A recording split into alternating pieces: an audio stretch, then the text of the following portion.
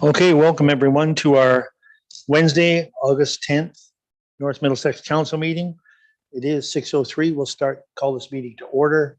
Roll call, everyone's here. Disclosure of pecuniary interest. If you have any, please forward it to Richard. Minutes of the previous meeting, any business arising or errors? Seeing none, motion to approve. Councillor Moyer, second by Councillor Nickel. All in favor? Carried. Thank you. And at this time, we got to adjourn the regular meeting and to proceed into public meeting, including Committee of Adjustment as listed on the agenda. Motion to go into Councillor Keogh, seconder, Councillor Hemming, all in favor? Carried. I'll keep trying to look for you, Doreen. Okay, Committee of Adjustment, notice of public meeting to consider application MV 8-2022 located at 32661 Pete Seeb Road. And at this time, I'll turn it over to Stephanie. Thank you. I'm just going to share my key map with you. It appear momentarily.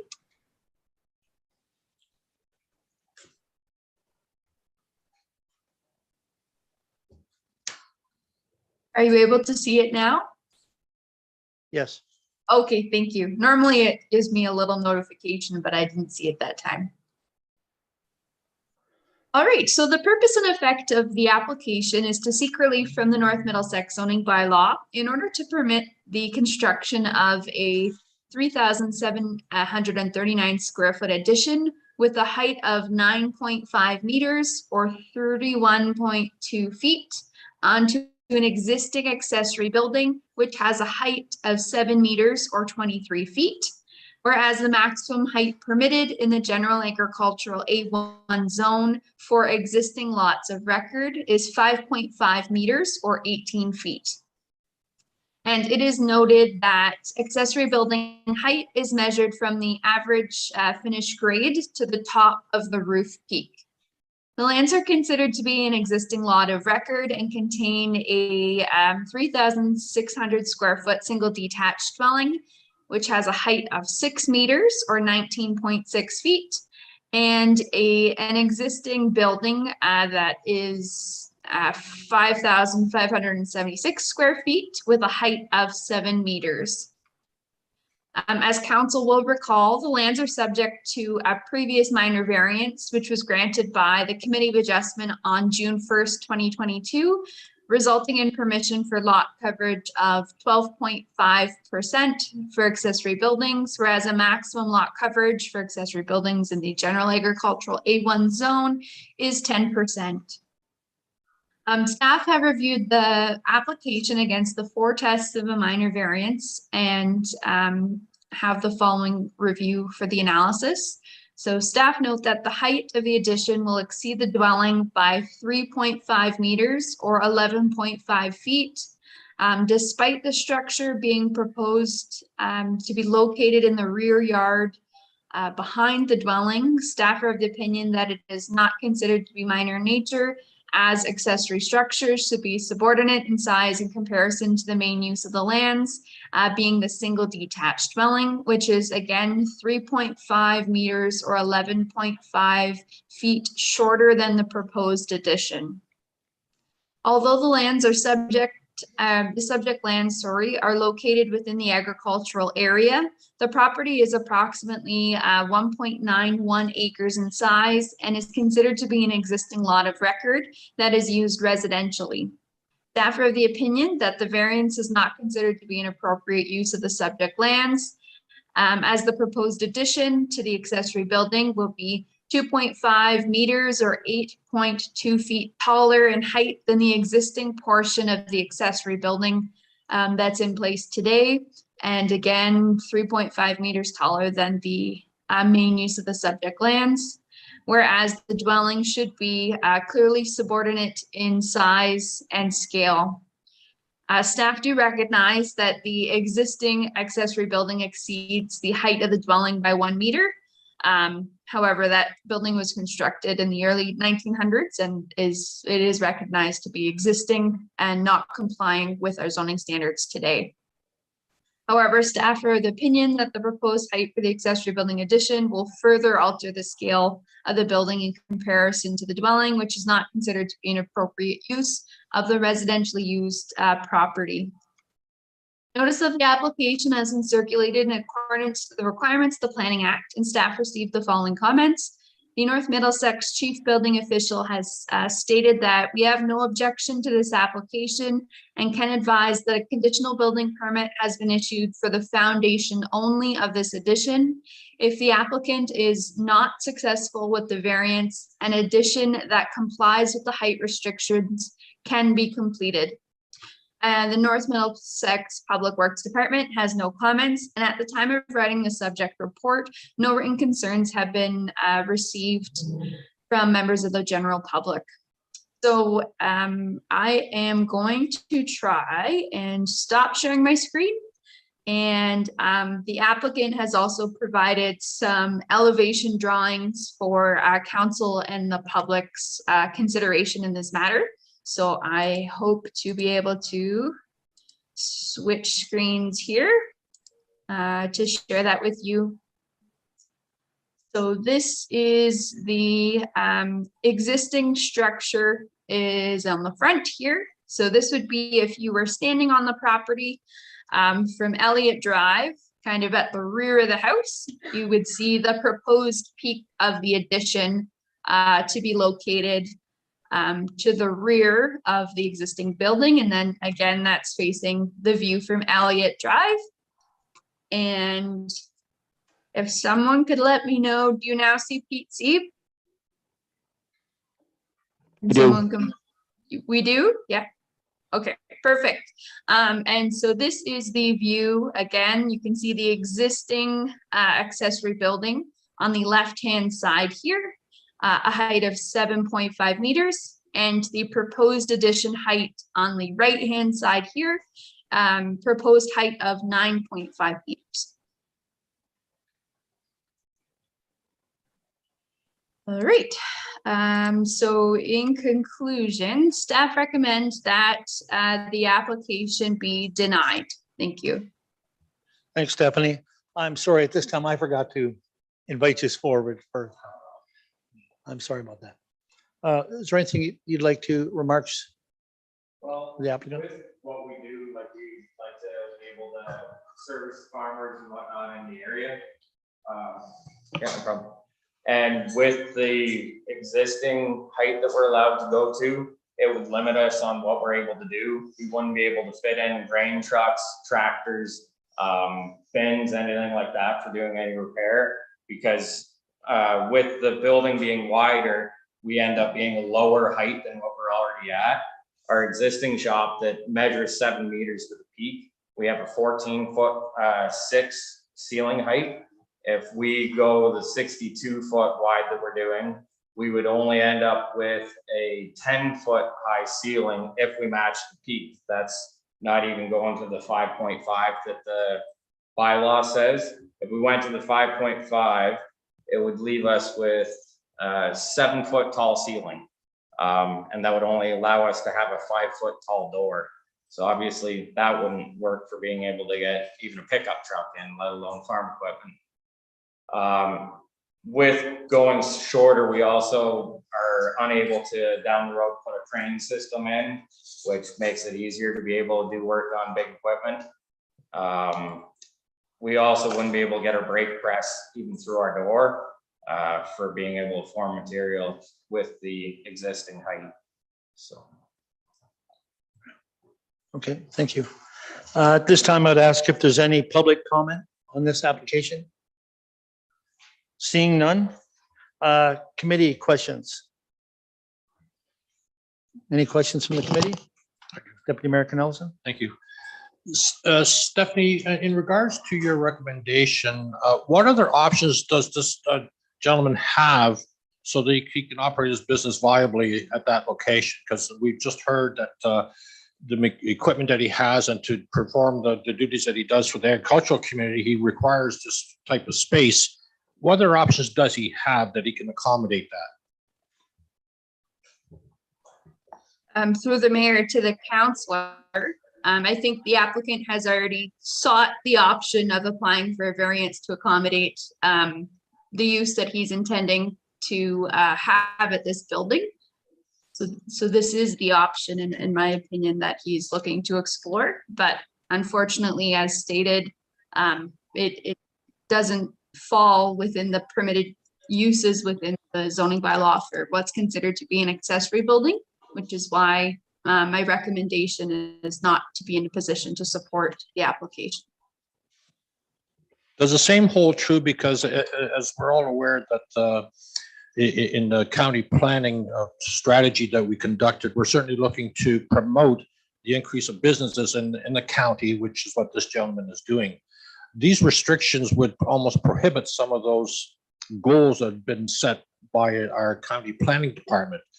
How can we circumvent that to allow businesses to move forward?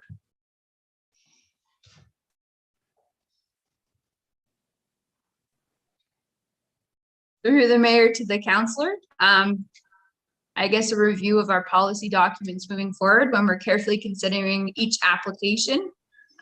Oftentimes non-agricultural uses, being agriculturally related or on-farm diversified use, are subject to very site-specific circumstances in which we would look at the zoning to make sure the use is appropriate.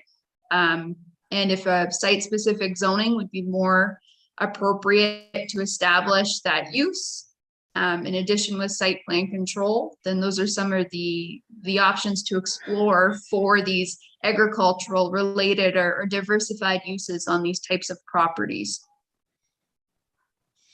So we did hear from the applicant that he does conduct a fair bit of business and performs repairs for the agricultural community. So would he not then fall within the agricultural requirements?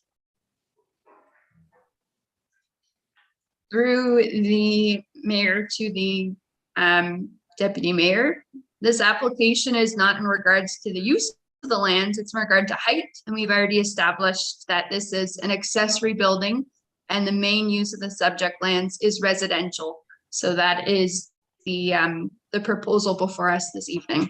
Okay, thank you. Councillor Moyer.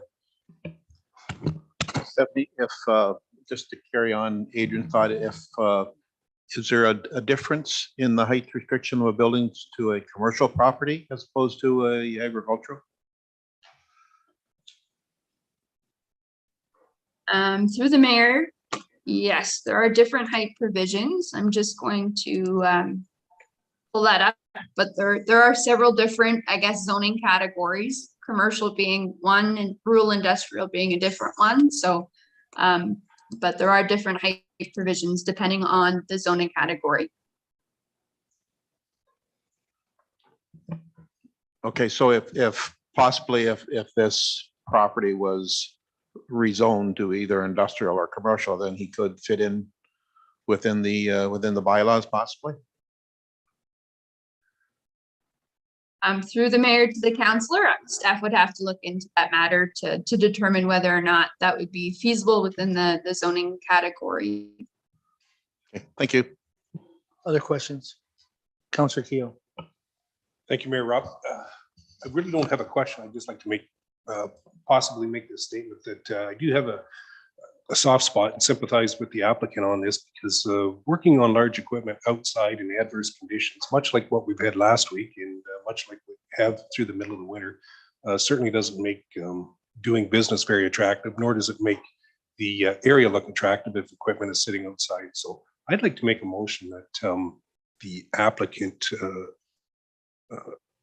application be accepted as presented. Okay, you're making the motion. Is there a seconder for that? Councillor Hemming. Is there other questions? Any other comments before we bring that to a vote? Any other questions or comments? No? Okay, we have a motion in front of us to accept the application. In favor? 1, 2, 3, 4. Opposed? It's carried. Thank you very much. Greatly appreciated.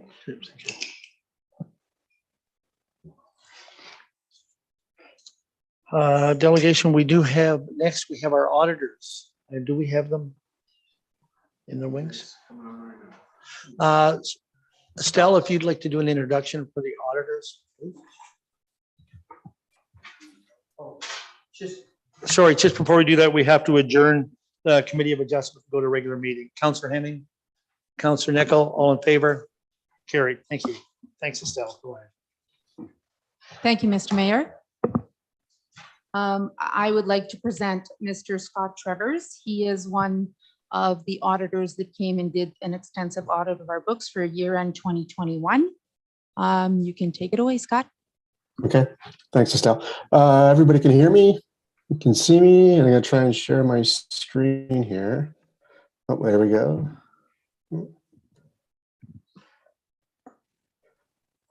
We can hear you. We just have your cover page. Oh, there we go. Yes, we can see you.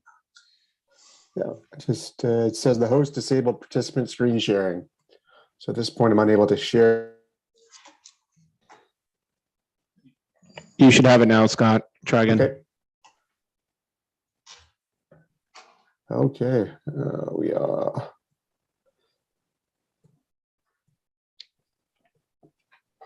Here we good. We can all see that. Yes, we can. Okay, perfect. So as Estelle was saying, let's give you a little. I'm Scott Trevors. I am the senior manager actually at the firm. Graham Scott Adams. Rob Foster, the partner who would normally be in this chair, is off on vacation this week, so you get stuck with me. But again, I've did a lot about the oversight of all this, the planning, and making sure that our staff completed all the audit requirements that we needed to do for the municipality of North Middlesex. Okay. So in your audit packages, or in the packages, I think that I gave Estelle and Jonathan, were a set of financial statements, audited financial statements, and then 2 letters labeled the audit planning and the audit the findings letter. Okay, we're going to start with the audited financial statements.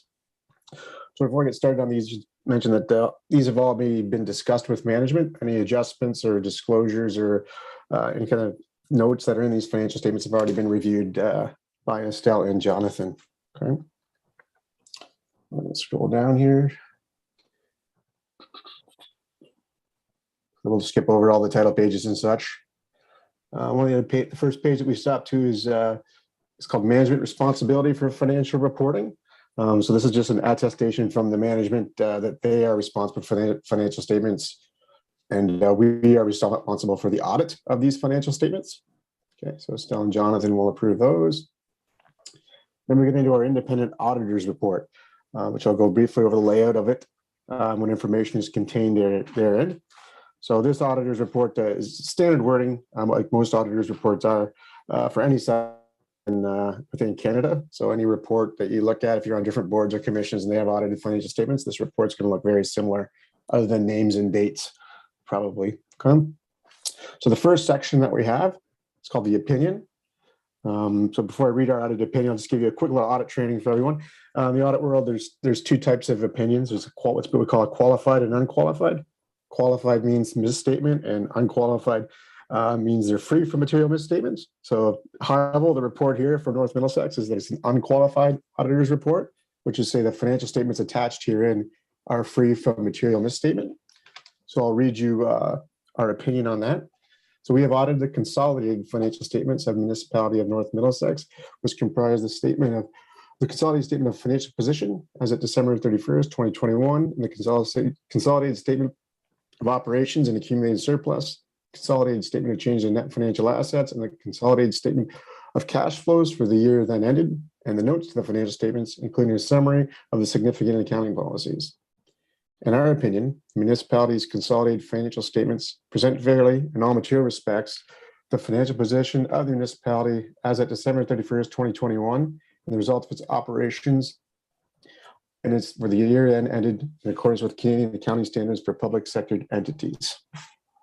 So that's our audit opinion that's found in our auditor's report. The other sections of the auditor's report, again, standard kind of across the industry. Next paragraph is a basis of opinion. So it says that we follow certain standards. There's like checklists and different kind of requirements that we have to meet in order to issue this auditor's report.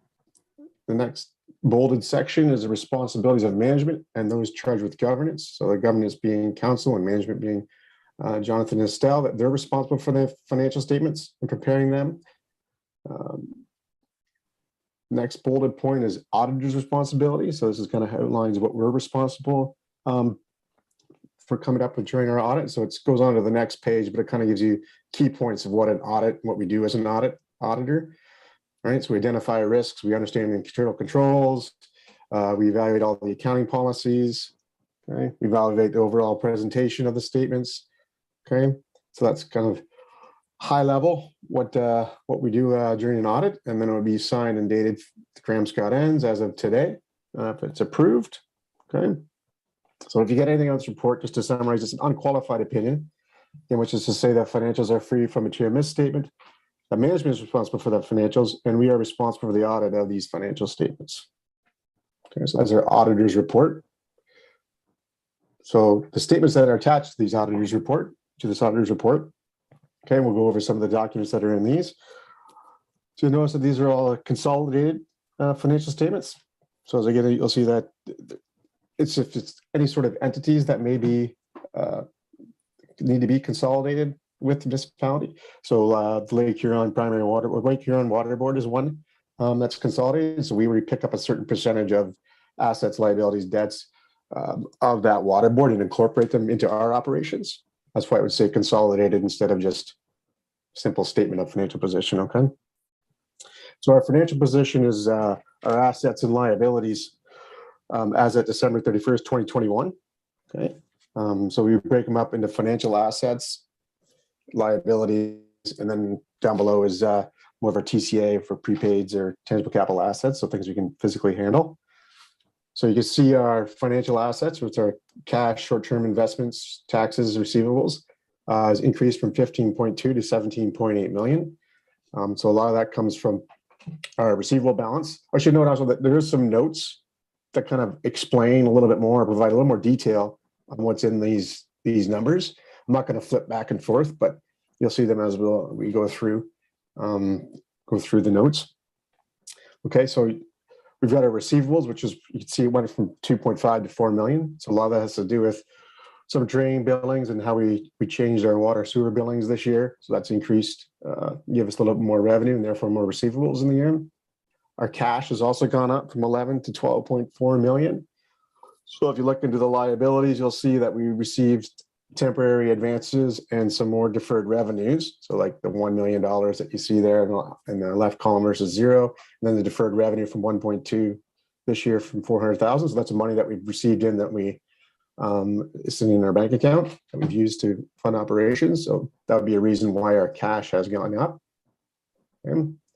So again, total financial assets 17.8 to 15.2 the year before.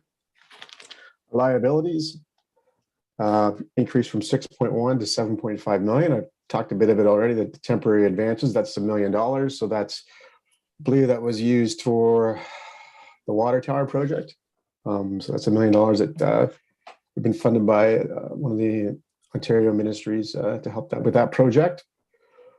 We have our deferred revenue with our obligatory reserve funds. So gas taxes, development charges, that's in that $2 million.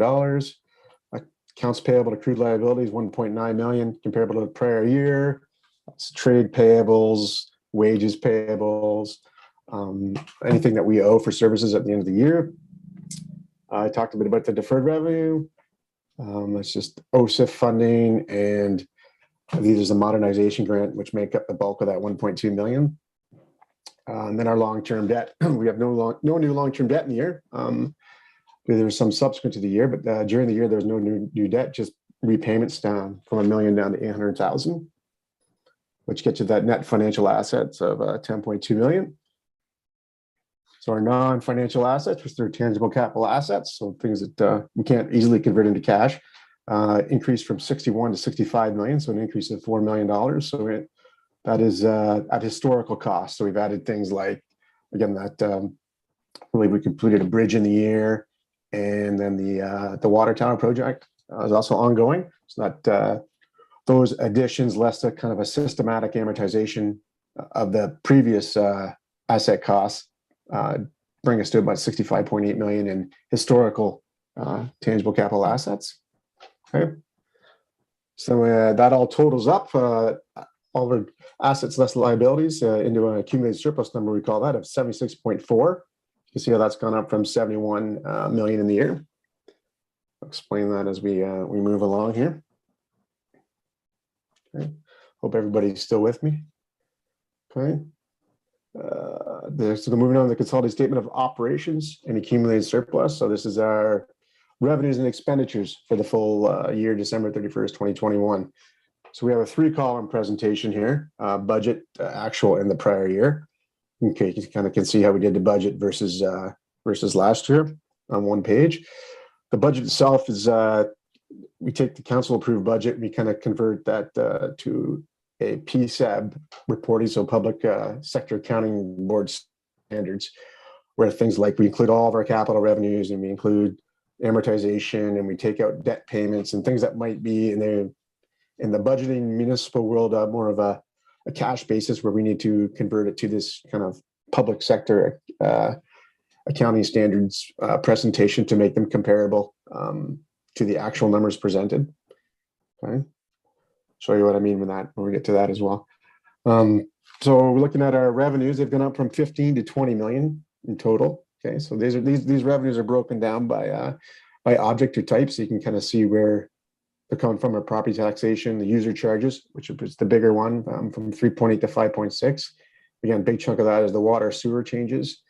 Our federal and government, federal and provincial grants. See, they both increased from 1.7 to 2.3 for provincial, 1.4 for federal. So that's some of our bridge funding, gas taxes, any other of the Ontario grants, OMPF, all that stuff is included in that number in the provincial side.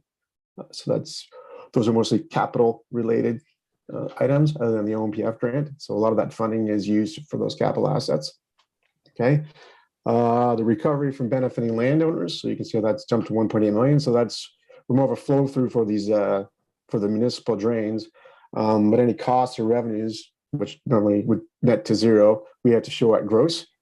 So you'll see that 1.8 million, it's billings to the end users for the municipal drains. You'll see an offsetting cost as well for that. So it doesn't really have an impact on our municipal surplus.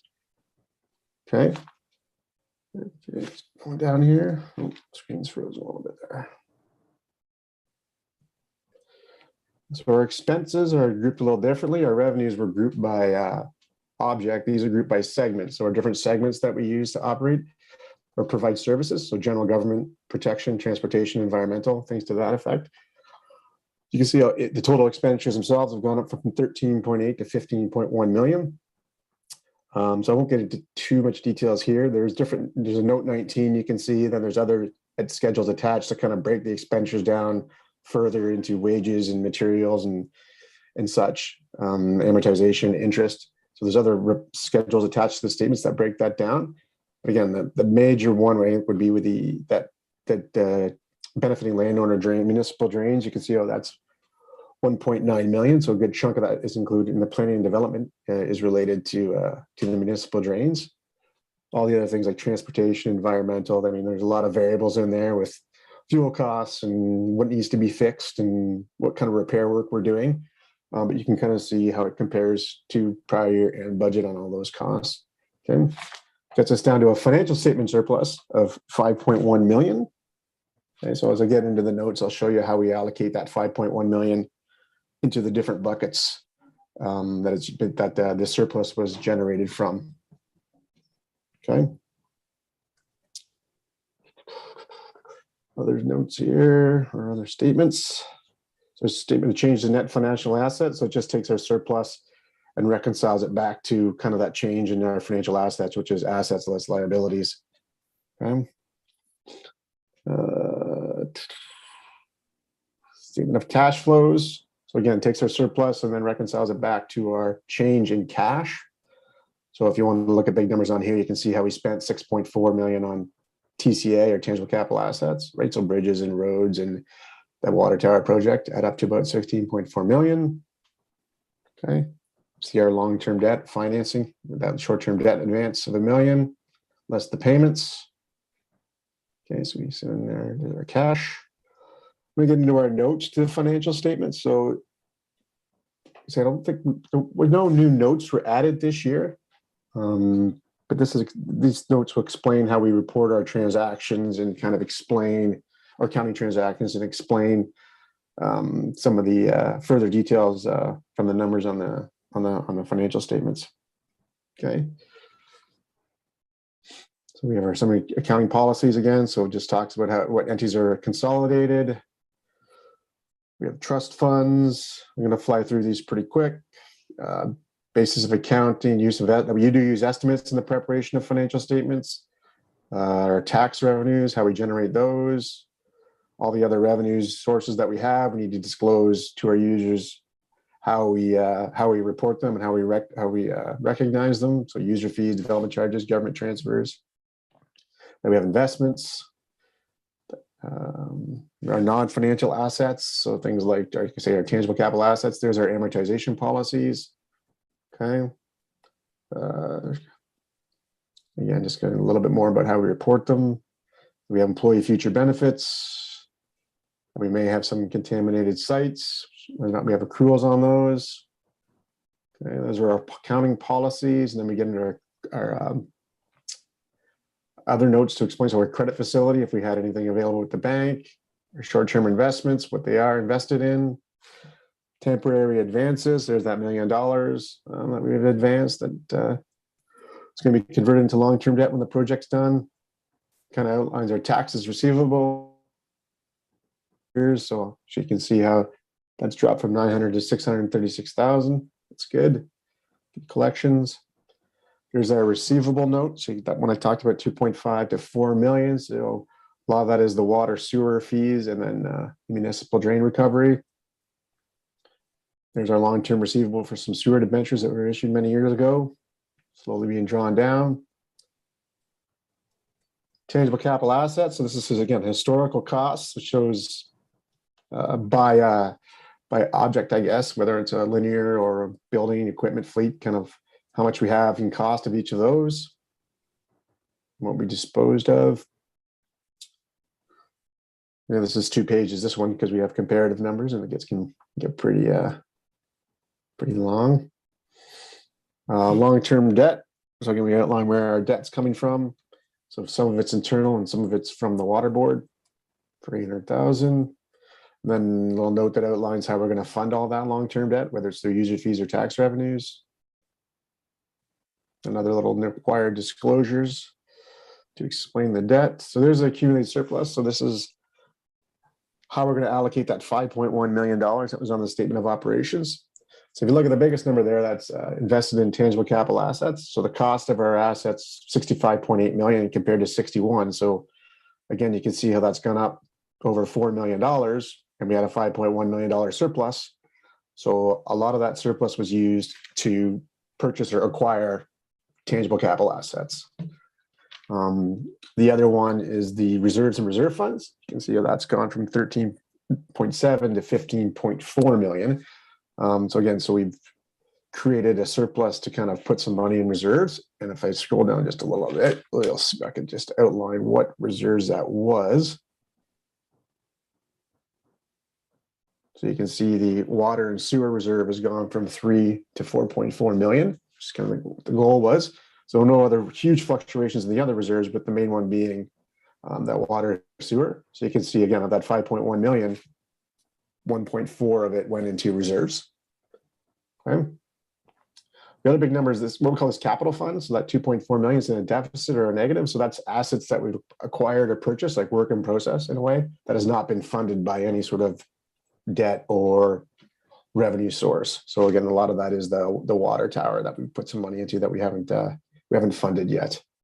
And then the benefiting landowner one, it's actually gone down from 3.2 to 1.8. So we've generated of that 5.1 again surplus over $1 million, and 1.4 went into the landowners.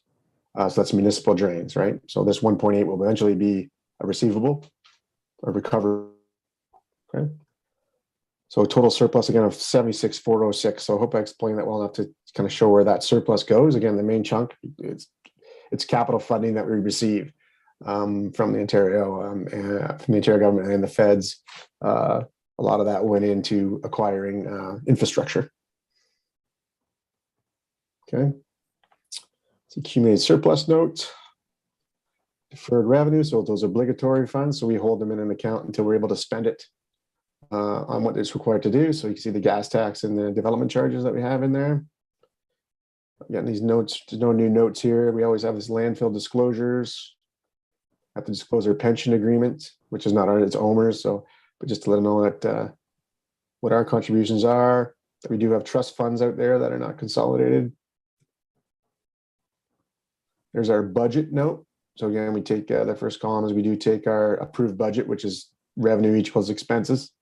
And then we kind of do some adjustments to kind of get to that PSAB or public sector accounting standards, where we add in things like amortization and capital funding and the benefiting landowners and whatnot in the consolidated entities. So we put all that in there so we can get more of a comparative number when we compare budget to actual. And then we disclose how much we collected for the upper tier in the province. Sick day liability, contingency liability, management's claim, and whether or not there's any contingencies that need to be disclosed. Just some additional information. You can see how that current fund expenses, so those are total expenditures, and there you can see kind of how much we spent on contracted services, materials, wages, amortization, breaks it down. Again, the COVID, standard COVID disclosures, if we had any impact from COVID. So this explains what our segments are to the users of the financials. They're interested in reading that. And then the last 2 pages kind of break down those revenues and expenditures into the different segments and provide a little more detail to kind of see what buckets they went into. Okay. So that's the financial statements. I'm going to keep on trucking here. I'm going to just pull up the audit. So I believe again in the package is the planning and the findings letter. So the findings letter would be what we would consider, I guess, that we need to communicate to those charges governments, any kind of issues or anything we had with the audit. So again, this is our standard communication that we just make sure we're going to get the point across whether or not there was anything or not. So again, this has got just bold points and kind of, you know, if there's any significant difficulties encountered, whether there are changes in accounting policies, whether there's any fraud, whether there's any issues with internal controls, whether there's any disagreements with management, you know, standard communication. And I guess to conclude it all, I'd say there was nothing that we need to significantly, or we need to report that was significant to council or to those charged with governance. I think if you read through that, that's the conclusion you would draw out of this. Again, like I say, there's no uncorrected misstatements. There's no issues with internal controls. And again, there's nothing else that we need to bring to your attention as those in charge of oversight of the organization. Okay. So that's all I have. Is any questions or did I miss anything? I'm sure there is some questions. Thank you. Yeah. I just before I go to the rest of the council, I believe I saw contracted services at 5.5 million.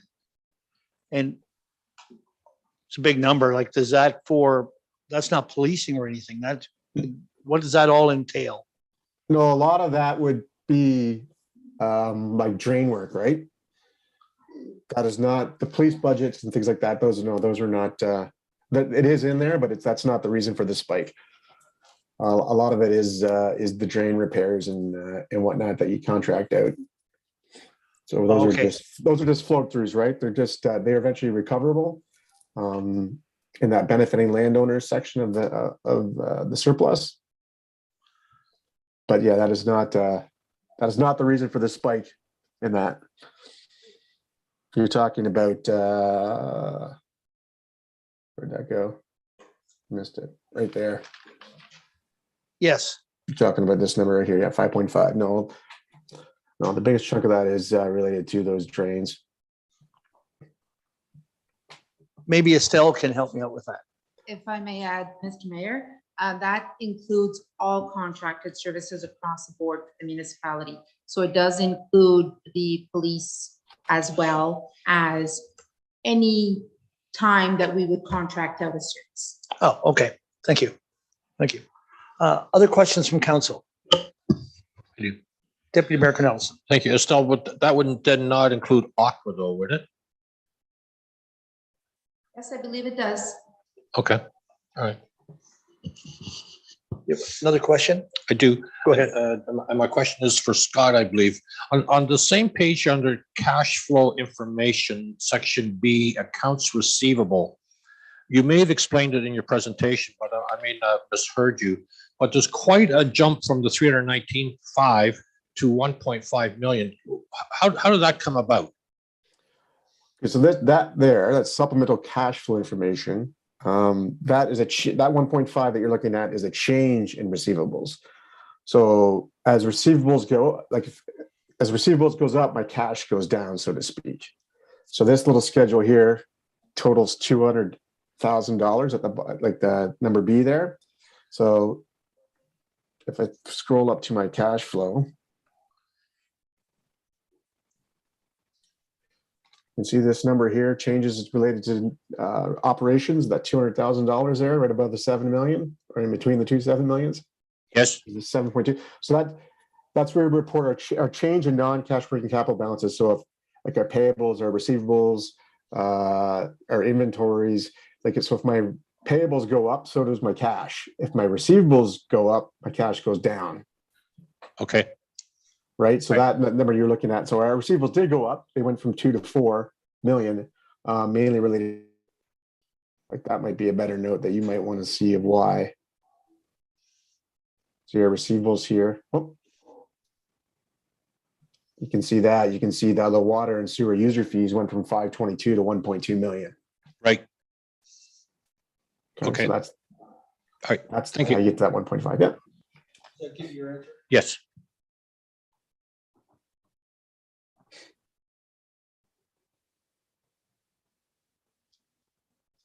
So, if everybody's sure, our operating surplus, we're showing $5.1 million. I believe that's the right page, but on the operating surplus, and Here. it just looks like we have a $5 million surplus in our budget on that. When you look at that line, can you break down that number? Because I don't want people thinking that we got an extra $5 million in taxes. So Right. if you could break that number down, what does that entail? Like how much of that is actual money, and where's that breakdown on that one? I just want council to be aware, be sure. So that was that note 10. So just before I get off of this page, Okay, you can see, well, we got our government transfers federal. So 1.4 million, 1.426. Yep. Right.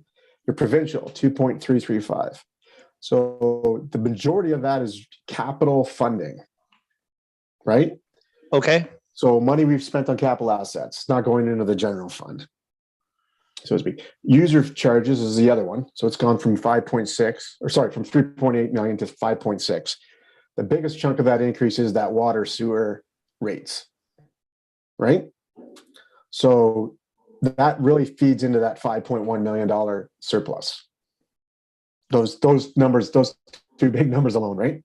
The capital funding and the water sewer kind of user fees. So when I go back to that note 10,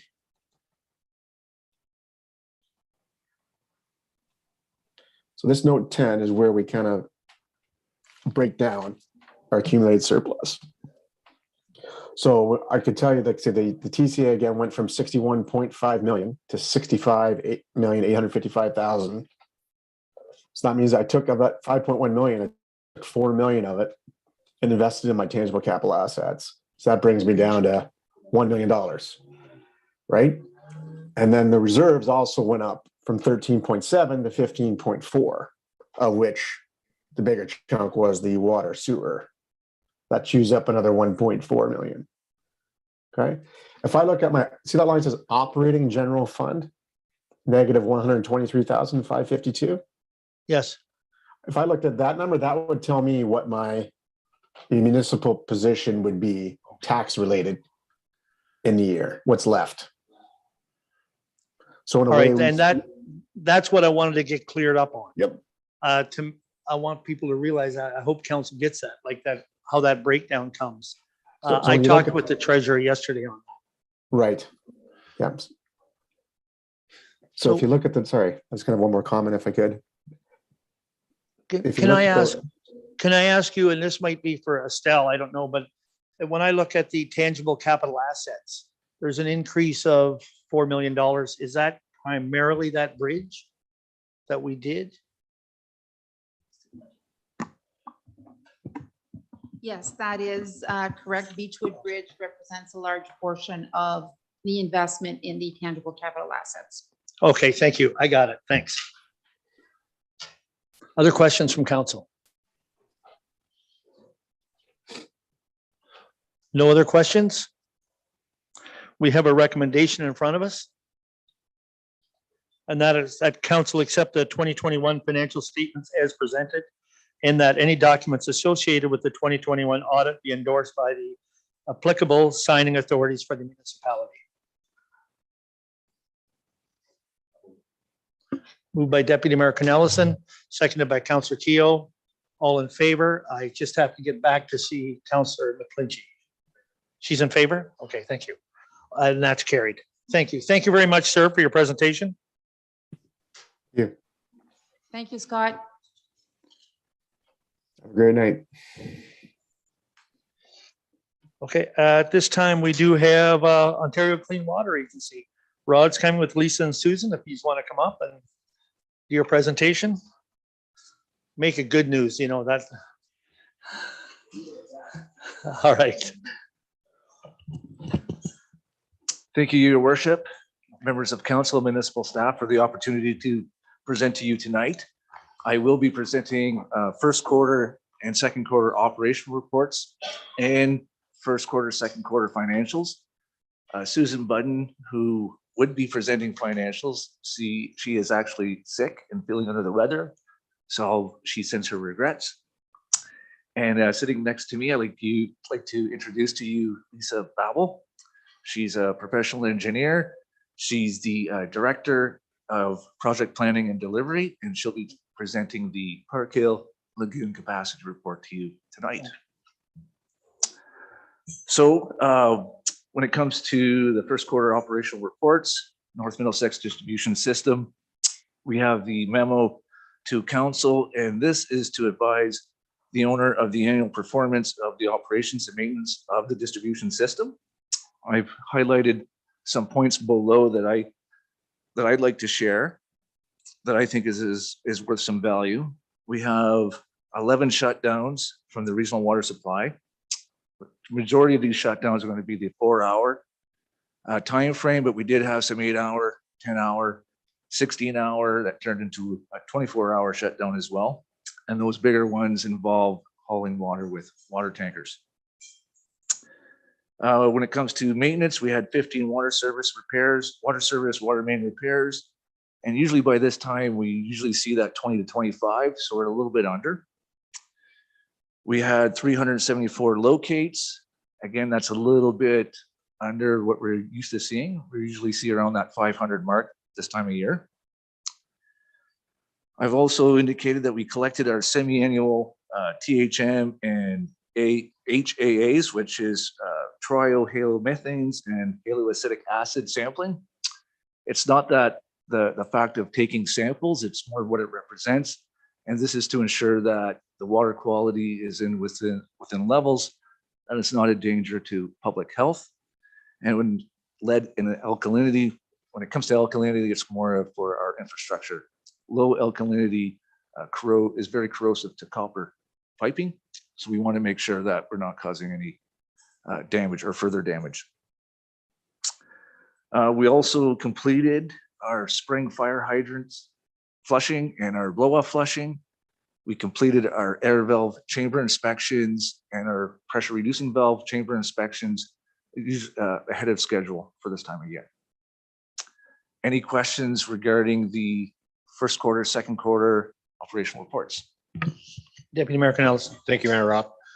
Rod, when there's a shutdown and you haul water, is that just an automatic process that we have applied, or do you have to connect with somebody to see if that's what we want to do? Through your worship to Deputy Mayor Cornelison, we get notification from Regional Water Supply, our sister company that operates the Grand Bend water treatment plant, the nature of the shutdown, what's being repaired, and how long. From there, it's automatic. We've been doing it so much now, we can do it in our sleep. There's so many of them. So that's what dictates when and where and how and why. Okay, and so like, how many truckloads of water would be coming on an average 4-hour shutdown? 4 hours, there's no water tankers on a 4 hour. Okay. It's anything from 8, 10, 16, or basically anything over 8. Okay, 4 hours, I have to run booster pumps, and then we're monitoring our distribution pressure accordingly to ensure that we're above 20 PSI. okay, thank you. Any other questions? Counselor Keel and then Counselor Hemming. Thank you, Mayor Rob. Rod, you had mentioned that there's been a decrease in locates. Can you explain or help me see why that was? I don't have an answer why in the second quarter there was a decrease. Okay. Unfortunately, now though, I spoke too soon, or I thought, I saw the numbers and it's changed in the month of August. Right now, there's a lot of rural locates being completed in McGillivray East and West for the fiber that's going in. It's a Northern Frontenac telephone company that's doing that work. They subcontracted to, I believe it's Weber, that's going to be doing this work. And I think the last few weeks, there's been a significant amount of locates that are coming in. Okay, thank you. Counselor Hemming. Yeah, thank you, Mayor Rod. Rod, also too, you're saying about the trucks of water that are brought in during these shutdowns. All that's at the burden of the municipality, right? Like the Lake Huron doesn't compensate anything. There's on no that? compensation. It is unfortunately at the North Middlesex expense. Yeah, it does add up It does add up. sometimes. Pretty good. Okay, thanks. Any other questions at this time? Seeing none, carry on. So I'd like to move to the LC Craig and Parkhill Lagoon performance overview. Again, the highlights that I have with the LC Craig wastewater pollution control plant, you'll see a number of items that I've listed for maintenance. Again, this facility is now, I think 17 years old. So we're starting to see some things that need to be repaired. I won't go through all of them there, but it gives you a good idea of what's going on. Number two, representatives of the IPEX Inc. and Aqua's Innovation Technology Group. We're looking at mechanical aerator. You might remember me talking about that. It was successfully installed in the month of August. So now we're hoping to see what the results are. Hopefully they're significant enough that you can see a reduction in hydro. That's the goal of this project. Bear Creek Sewage Pumping Station. We've had a faulty integrated safety relay, and I'm going to talk a little bit about our electrician. He's one of a phenomenal electrician mechanic. He was able to jumper a wire between 2 points just to get that station back up and running to avoid a non-compliance of an overflow. So I thought that was great work just to keep us going until we get the right part ordered and come in. Parkhill Lagoon system. We had our final effluent discharge. I wanted to note that the total suspended solids average of 29.2 milligrams per liter exceeded the guideline of 25, so it's a little bit over. The thing with that is that this is an annual average, so we still have a fall discharge to do to lower that level. And if there was a question on why I believe that total suspended solids exceedances now, is that when you look at these discharge chambers at the lagoon, you can physically see the biosolid sludge 1 inch below the outflow pipe. So when we go to discharge, I think that water is just pulling all that biosolids to that chamber, and we're starting to see that exceedance. Right now, the municipality has a third party contracted to remove just a little over 6,400 cubic meters of biosolids of sludge. So I'm recommending that they concentrate their areas right at those outfalls, see if that makes a difference for this fall discharge. And we're looking at usually the first 2 weeks of November when we complete that. Okay. Questions? Rod, I'm not sure if I'm on the right page, but I'm looking here at the Elsa Creek Pollution Control Plan. Is that what we were just talking about? When it comes to the total suspended solids, I'm sorry? We were talking Go about. ahead. What's your question? Well, my question was, I'm looking at the average daily flow for the Elsie Craig pollution plant. And I'm looking at the rate in February is like 1955, whereas January and March are like 600 and 900 respectively. But how come February would be so high? Like it's still winter, it can't be rain. There could be rain. Yeah, if it's a rain event, snow melt event, that can significantly increase flows. And we've seen that historically in the past. Okay. Even with 2019, if you look at both Parkhill and Elsie Craig together, you'll see some significant rain events that will cause an increase in flow. Okay, thank you. Rod, I have one on, you mentioned about the faulty relay at the Bear Creek. When something goes down at one of those pumping stations, how long, like you said, how long do you actually have before we have a problem where we have to start pulling material out? Usually, to Deputy Mayor's point of we're coming in flows, if I got a rain event and I have a faulty relay, it's not very long. If it's summertime flows like we have right now, I could probably go an hour to 2 hours before we need to, try to figure something out. So it really isn't very long, even on a normal day. It could be in it, depending on, the type of failure. I've seen these type of relays where even staff can operate the pump in hand. Just so they have to physically be there just to, watch a level, turn it on, pump the level down, turn it off. So it really comes down to the specific of the fault that we're talking about. Okay, all right, thanks. Any other questions on that? No other questions? Carry on. Okay, so with our first and second quarter financials, also Craig wastewater treatment plant, salaries and benefits, you'll see that we are under, and you're going to see that actually for all three projects. You'll see a list being us under budget on salaries and benefits. That's because we had a little bit of a staff turnover. So when staff leave, I have to go through the process of hiring of new staff. Chemicals, I haven't bought any chemicals for the first and second quarter. I just bought some for the third this month. And sludge haulage, we're looking at October when we're going to be spending money there. Parkhill Lagoon, pretty straightforward there. We're underspent by 2,118. North Middlesex Water, you'll see the salaries and benefits again. Services, you'll see that we're overspent, 5,785. I do believe that's going to even out by third and fourth quarters. Reason being is that with new staff, I have to invest in new staff, not just clothing, training. And the other thing on the training is with our senior operators and myself, I wanted to try to get as much of the training that I could get done in the first and second quarter based on the capital projects that I have coming this fall. So we have the Elsie Craig SCADA system, Parkhill Main Street, the water tower. I wanted to be able to have the time needed to work on those capital projects and not try to spread out training that we historically have done in the past. Okay. So overall, right now to date with all three projects, we're underspent by 18,383. And again, this budget I'm very happy with, and hopefully we can continue on with those numbers for you by fourth quarter. Any questions on? Any questions on the financial? No questions? Oh, Councillor Hemming? Rod, how are you finding the availability and pricing of the chemicals that you have to buy?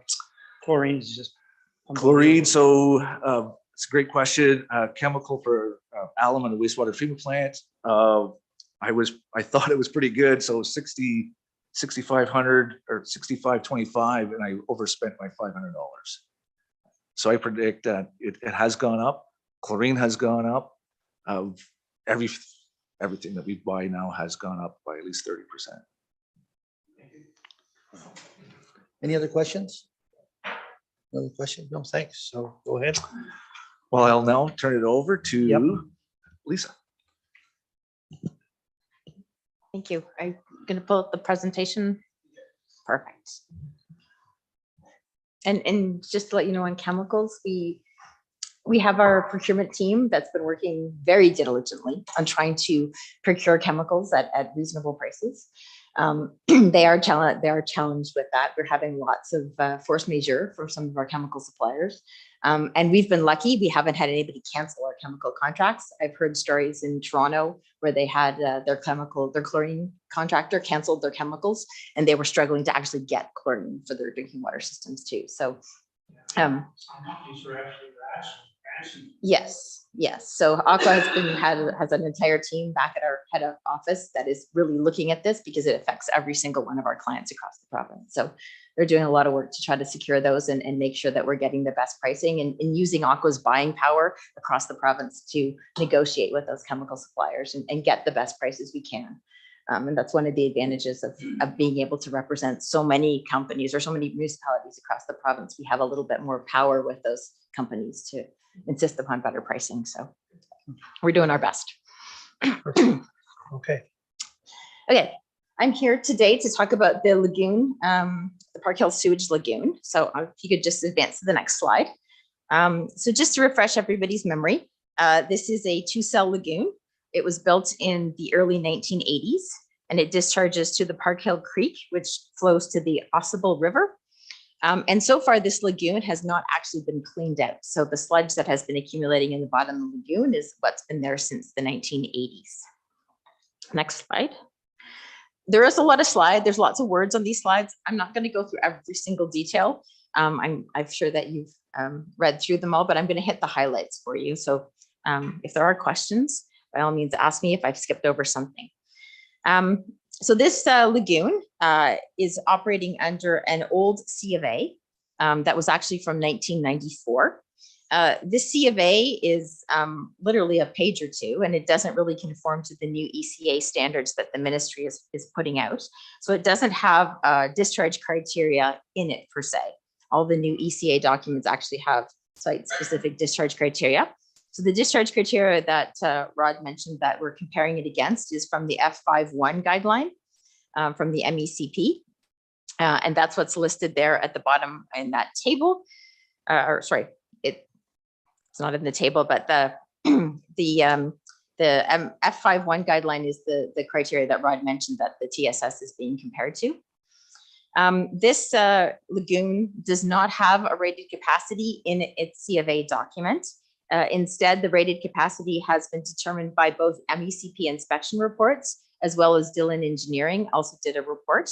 And so the rated capacity is 1,105 cubic meters per day. It's a seasonal lagoon, meaning it's discharged in both the spring and the fall. And it tends to have about 180-day seasonal retention time.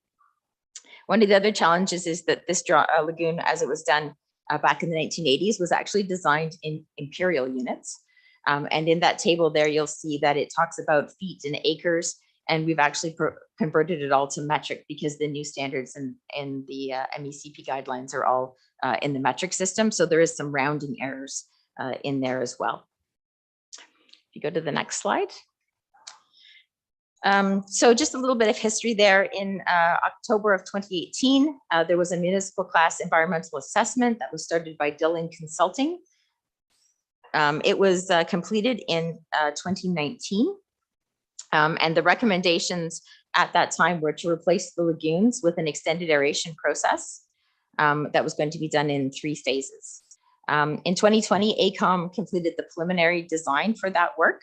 And in 2021, there was an application to amend the C of A was filed with the MECP. That application has not yet been approved. And currently the engineering design for that lagoon is on hold. It's about the 90% complete mark.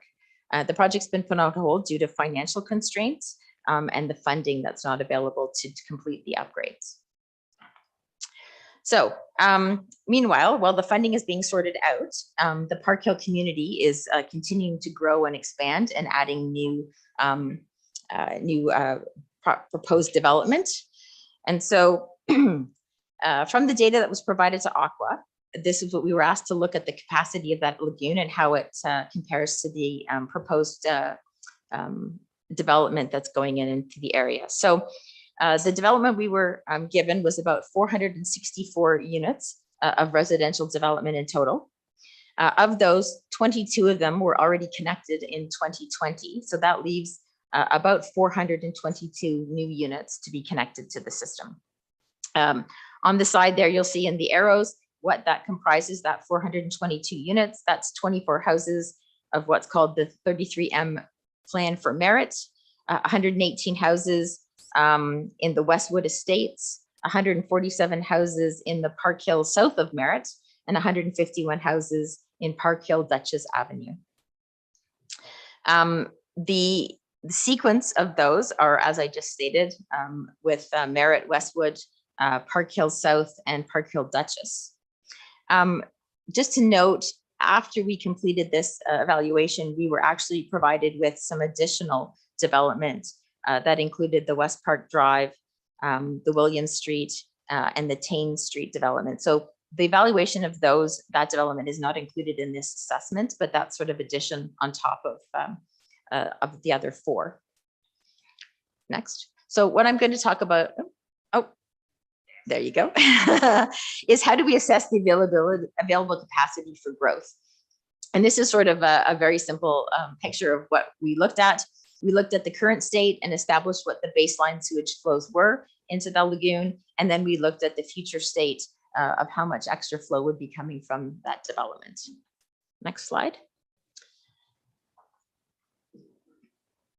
Oh, there you go. So the current or historical sewage flows, we looked at the period from 2018 to 2021. And from this, it's probably hard to see on that screen there, but if you can see the blue line that's kind of in the middle of the page, that is the annual average by over each year. So for 2018, 19, 20, and 21. And you can see from that blue line that it starts to go down from 18, 19, 20, and then it comes back up a little bit in 2021. And that shows you the trend of where your lagoon capacity or your lagoon flows have been. So they've been fairly stable. There's been some changes over the past couple of years. The shaded area at the bottom is the baseline that we established. So that is taking the 4 years worth of sewage flows and dividing it by the number of days over that 4-year period. And that comes out to be 615 cubic meters per day as the baseline over that 4-year period. So if you compare that to the rated capacity, which is the dotted red line above it, of 1,105 cubic meters per day, there's about 269 cubic meters a day of available capacity to go up to that 80% rated capacity. And just to note that this is only looking at hydraulic capacity. We didn't look at collection systems or pumping stations or anything, and this is just the capacity of the lagoon. So looking at the sewage flow predictions, the 619 or the 615 cubic meters per day is your current baseline. When you look at the proposed development, we use the data that was in the Dillon report of about 400 liters per person per day as the sewage generation rate per capita. And looking at the number of people per unit, which again was in that Dillon report of 2018 of about 3.5 people per household. And turning that into an actual sewage flow, you'll see there on the column on the far right that Merritt would contribute about another 34 cubic meters per day. The Westwood Estates, another 165 cubic meters per day. The Parkhill south of Merritt, 209 cubic meters per day. And the Parkhill Duchess Avenue, about 211 cubic meters per day. So when you add all that up, it adds up to about 619 cubic meters per day. Compare that to your baseline of 615, it would mean that you would be doubling the flow of sewage into that lagoon if all those 4 development communities were to be built and connected up. So looking at the graph there, what basically it shows the colored bars, the blue, purple, green, and orange show you the different developments. The dark blue at the bottom is your baseline. So as you can see, if you were to include all 4 of those new communities, it would put you over your 80% rated capacity, the red dotted line, and definitely over the red solid line, which is your actual rated capacity. The difference between the reason we talk about the 80% rated capacity is that's the ministry's trigger point. So the Ministry of Environment says once you get to 80% of your rated capacity, you should do something. because they recognize that that 20% is the time it's going to take to add an additional capacity, to do some studies to figure out what you should be doing. So that's why we look at that 80% line, because the ministry is expecting that you're going to take action when you get to that 80% mark. So if you combine all of those flows together for the 4 communities plus the baseline, you're up at about 1,233 meters cubed per day, which is above. If you look at the second bar there, you can see that if you add the Merritt and Westwood, you're still going to be below your 80% rated capacity, and that would work. But if you start to look at adding the third one, which is the Patton one, you'll see that it puts you above the 80%, but still below the 100% of the rated capacity. So we determined that one as to being a bit more risky. And the recommendation there is that, going ahead with the Merritt and the Westwood, but when you get to that point, maybe stopping and doing an assessment to see where you are and see how much extra capacity you have. Because again, some of this is based on, these are based on figures like 3.5 people per house and 400 liters per day. Those are good estimates, but when you get the actual numbers, they could be higher or they could be lower. So here's where I mentioned about the 80% of the rated capacity that the ministry is expecting you to take action. So the actions that they're expecting to happen is, one, you can look at optimization where possible. You can look at flow, doing some flow measurements and flow reduction measurements, including I&I, inflow and infiltration. So this is looking at where there are sewers that are leaking rainwater into it. If there's cross connections in the community where people are putting rainwater into the system, if there's leaking sewers that's picking up any groundwater, that type of thing. You can look at upgrading or expanding the lagoons, which I know that you've already got. You've got a design there that's 90% complete. There was also the possibility of re-rating the facility, though I would caution against that, because basically by asking the ministry to re-rate the facility, you're asking them to change their own policies and change their own guidelines. And they're very reluctant to do that. It is a long battle. We've been through this with a few other clients and municipalities in the past. They're not very willing to re-rate facilities. You need to have a lot of backup, a lot of data. It does take a lot of time and energy to prove that to them. All of these processes can take many years. And that's why typically at 80%, they want you to start taking action, because it can take up to 5 years to sort of move ahead and actually move the needle on these. The next part of this presentation is we were asked to look at the freeboard and the amount of sludge that's in the lagoon. So freeboard is the amount or the depth between the top water level of the lagoon and the top of the berm of the lagoon. And this is there's a minimum amount of depth there that's mandated by the ministry that you have to have. And it's used for emergencies, or it's a safety factor. So basically, if there was a heavy rainstorm, if there was hurricane type rains that came in, you want to have enough extra capacity in that lagoon that it can collect that water without overtopping the lagoon and causing environmental damage. So that's the reason why freeboard exists. The sludge depth, on the other hand, is what's at the bottom. And this is what Rod mentioned, where he could see sludge at the bottom of some of those cells. And this is where the grit and the dead biomass basically settle at the bottom of the lagoon. And your lagoons have not really been cleaned out in the past 20 or 30 years. So there's a lot of sludge that's down there that needs to be removed. So we looked at some of the data that existed. Next slide, please.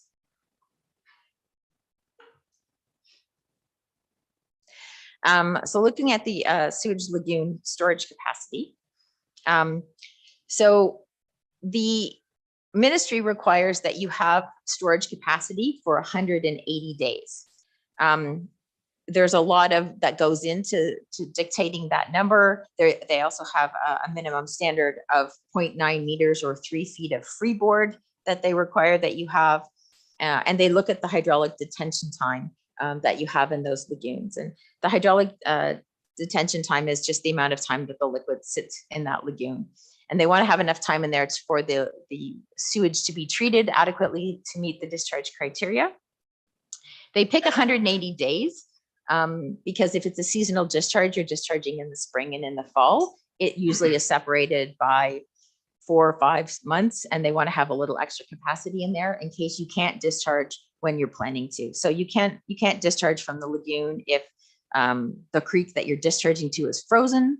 If there's, excess water, too much water in the creek and it's flooding conditions, there are some environmental challenges that you could run into. And with some of the interesting weather that we've been having over the past couple of years, that you want to have a little extra time there and buffer capacity to make sure that if you are doing that, you've got some time there before your lagoon starts to overtop.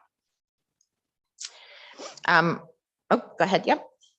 For the lagoon storage capacity, we looked at the design capacity and came up with that based on the design of your lagoons, there's about 198,900 cubic meters of storage that's in those lagoons. And that's the volume that's needed to hold the 180 days of sewage at the maximum, at the rated capacity of the flow.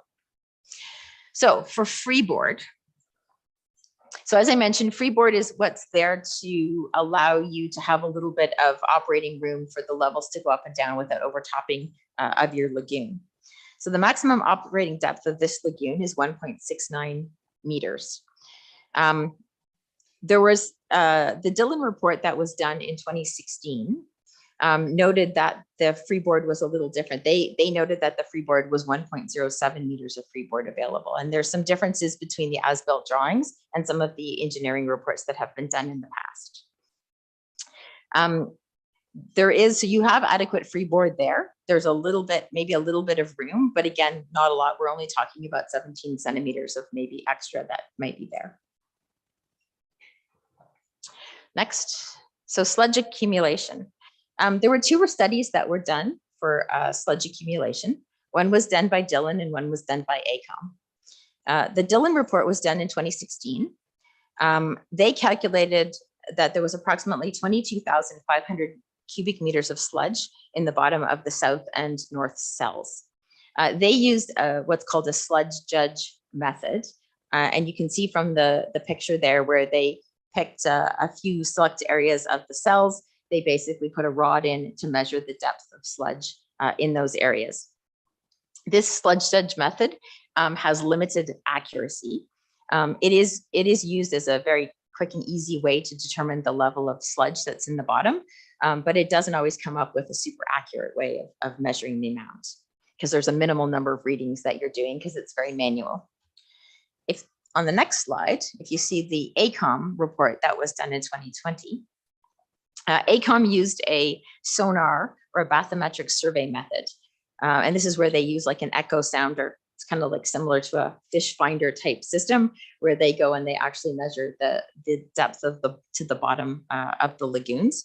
Again, you can see from the pictures there, the path that they took and then so that to try to get across all of across the lagoon in different areas. It comes up with an uncountable number of measurements when they do that. So it's considered to be a much more accurate method for measuring the bottom of the lagoon as well as measuring the depth of sludge.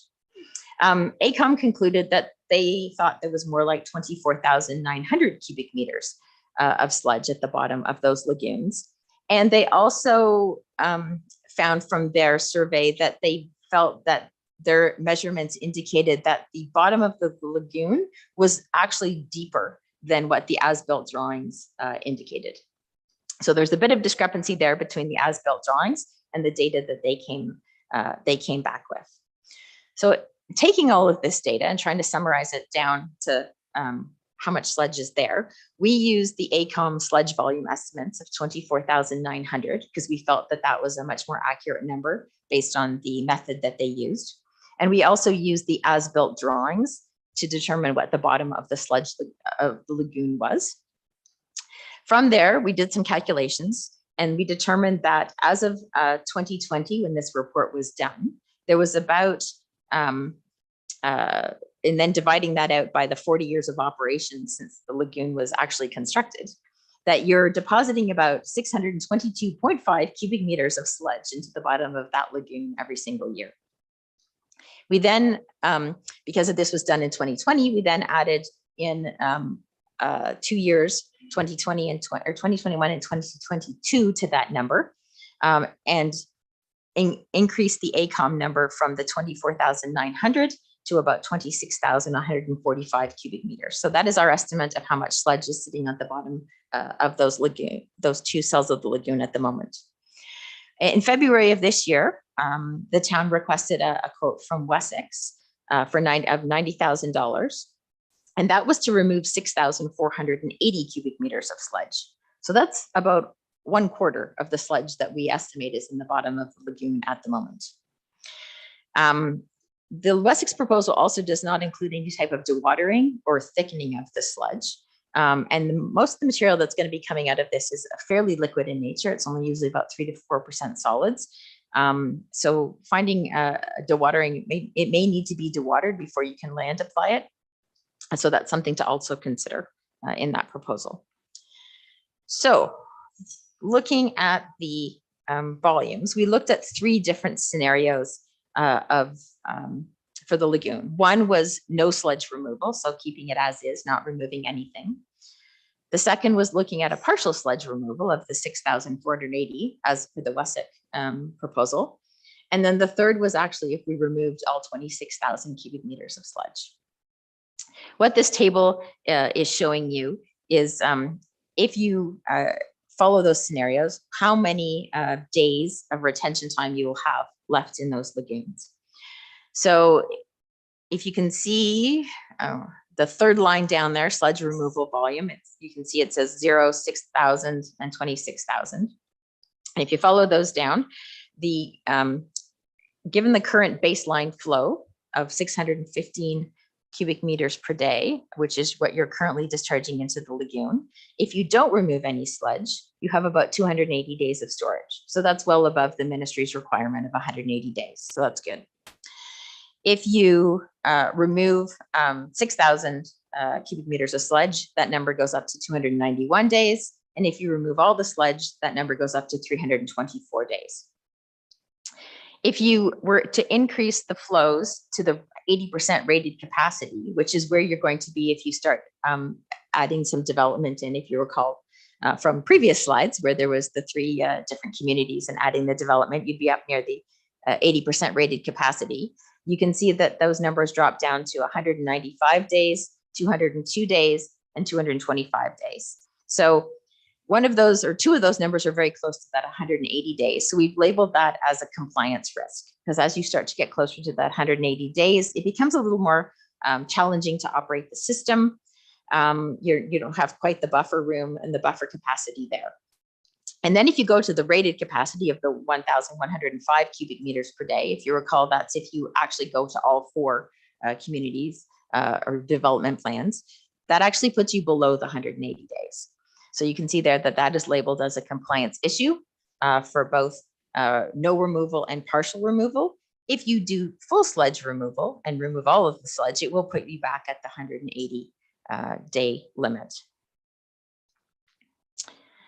So this is sort of that same kind of information with maybe a little a little bigger, so you can read it a bit more. So the first line there is the ministry recommendation for detention time of 180 days. Scenario 1 is the baseline flow of the 615 cubic meters. And as I said, you're above that 180 days. Scenario 2 is the baseline flow plus the merit development. And again, all 3 of those are above the 180 days. Scenario 3 is Merritt and Westwood. Again, all 3 are above the 180 days. When we get into scenario 4, which is Merritt, Westwood, and Parkhill south of Merritt, you can see that they drop, two of them drop below the 180 days. And then only the full clean out of all of the sludge would keep you above that 180 day limit. And then scenario 5, with all 4 developments, as I said, puts you below that 180 days. for all three scenarios, even if you clean out all the sludge. So conclusions from all of this. I know there's a lot of numbers here. From the sewage flows and the storage capacity, you can really have limited growth to accommodate, limited growth can be accommodated using the existing sewage lagoon as is, meaning without any cleanup. We are recommending that the lagoons need to be cleaned out and removed. And this is not only just good operating practice, but will help you with any additional flows that come in. The Wessex proposal is only to remove 6,400 cubic meters. It helps, but it's definitely only 1/4 of the sludge that's currently in those lagoons. And it will be insufficient to accommodate the development plans that you currently have. Even if the sludge is fully removed, you still don't have the capacity to handle all 4 of those development plans, and definitely not the additional ones that were mentioned that are not included in this study. You have a design to move forward with upgrading this lagoon and system. So the upgrade is definitely needed. And we do recommend that upon completion of the sludge removal, that we do some additional work just to look at the actual capacity of that lagoon so that we understand if the as-built drawings are incorrect and the bathymetric survey is right, or the bathymetric survey is wrong in the as-built drawings, because it's hard to see what you can't really see at the bottom of those lagoons. So last slide is proceeding. We recommend that you proceed with limited development up to the 80% capacity of that lagoon, and that would be the Merritt and the Westwood estates. Once you get to that point, look at the lagoon again, reassess the flows, look at the measurements, and see where it stands. How good were the projections? How close to that 80% capacity are you? How far over that 80% capacity are you? And how is the lagoon actually operating? What is the effluent data telling you? Once the 80% ready capacity is reached, no further development should be completed until you actually get upgraded sewage treatment facilities. It becomes difficult when you get to operate those plants between the 80 and 100%. It becomes a lot more difficult, and you're a lot more susceptible to large rainstorms and other issues like that. Thank you. Questions? I would start with one in the fact that it's just an overall question. Communities that are daily removing from their system, they're knowingly then accepting that risk that they're out of compliance. I mean, they're removing sludge every day. Communities, they're knowingly accepting a risk then, are they not? I'm sorry, I don't, what do you mean by knowingly removing Well, sludge? So- there are, I won't say what communities, there are communities who remove sludge from their lagoons ongoing because they can't handle it. That's just part of their budget. They remove sludge. And they're knowingly then accepting that risk at over 80%. Is that correct? Not necessarily. So there are some communities that have a plan that every 5 years, every 10 years, they do a lagoon clean out. Okay. And they budget for it, they plan for it, and it just becomes part of their ongoing operating expenses. And they're doing that proactively to try to minimize the amount of sludge that's in the bottom. Doesn't necessarily mean they're over the 180 days, or they're doing that just because at some point you have to remove sludge from the lagoons. And some communities find it's easier to budget it in small chunks as opposed to, a large cleanup. We have other communities, and we do a lot of sludge clean out of lagoons, that they plan, and, once every 15, 20 years, they go and they basically clean out the whole lagoon. And it's a major project. So it's really the way that you want to operate that, and what works for your own budget and your own system too. Okay, thank you. Open it up to council for questions. Go ahead, Jonathan. Through the mayor, thank you very much for the presentation. Aqua and the municipal staff have been working quite a bit on presenting this to council. For other consideration, under other business, there is a letter to the development community that I would recommend be pushed out and sent to people who do not have formal status, notifying them that we're going to have to take a pause to allow some of these, better engineering practices to come to fruition in monitoring the lagoons out there. So I'd just like to bring that up. We can discuss it further, but part of this presentation is highlighting the capacity constraints, obviously, that we have within the Parkhill lagoons, and ultimately our ability to accept new development as they come in. And it's only in good practice that we should be notifying our corporate stakeholders, the ones who are developing here actively, that this is of a concern. Okay. Is there questions from council on this? It's a piece of, Annie, go ahead, Councilor Hemming. Yeah, thank you, Mayor Rob. Not really a question, but I'm thankful for that report. Was well put together and easy enough to understand. And it's an eye opener too, for sure. Thank you. Yeah, it's just part of that overall picture of the information that we need to make the decisions. If there's no other questions. Oh, sorry. Thank you, Deputy Mayor Council. Rob. My question is, like, when you make the reference to Wessex process, where it's only 3 or 4% of what we're removing is solids and the rest is mostly the liquid. Excuse me, what other methods are available that could increase the rate of solids being removed and less liquid?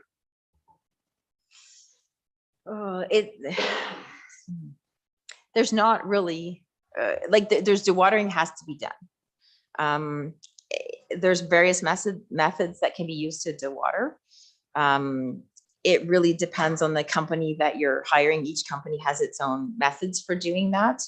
I believe Wessex has its own, or had its own lagoon that they were using in Sarnia, where they would put it there and they would dewater it there for you. I think there's been some challenges with that lagoon at the moment. But there are other companies out there. Some do like on-site, they'll put it into what's called the geotube, which is like a really big plastic bag with holes in it, and they put it in there and it drains the water out. And so after 6-8 months, it's down. There's also portable dewatering units. There's a variety of different methods, and that's part of what Aqua does when we take on these projects of lagoon projects, is we look at what are the available companies out there, what are their prices, what is the best for your particular situation, because some involve needing a lot of land to do it. In some communities, they don't have that available. So it's really it's hard to say what's the best or what works. It really is a situation by situation assessment that needs to be done to figure out what works. You also made reference to the ability to put the material on the land type of thing. What's the difference between the liquid sludge that would be coming out of these lagoons versus the biosolids that are coming in from the States and put on our farmers' lands? So here in Ontario, we have a Nutrient Management Act, and if your sludge meets the requirements in that act, it can be land applied. And we have a lot of communities where they do land application. And that's when we were talking about, I mentioned that we assess the different companies and what they're going to do with it. There are many companies out there that will collect that sludge and then land apply it for you. And that's part of their disposal services. It has to meet quality requirements. It has to meet moisture requirements. So how much water is there? You can't put it on if it's too wet. You can't put it on if it's too dry.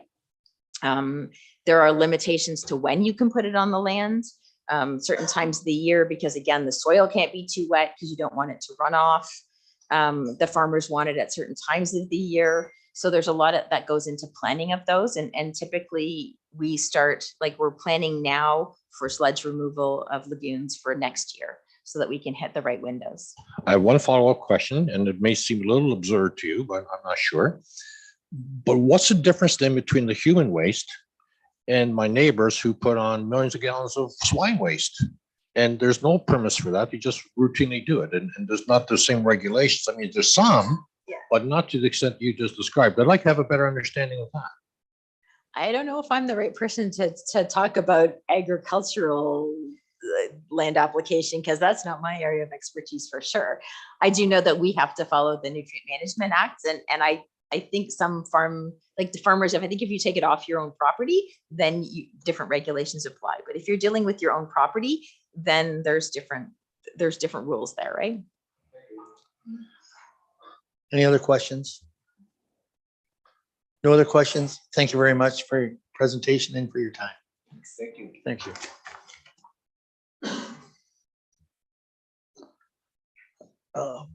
Next, we have, Jerry Barb's coming from the Old Town Hall, main floor air conditioning unit at the Old Town Hall. Come on up, Jerry. And I don't know if Marilyn's coming with you.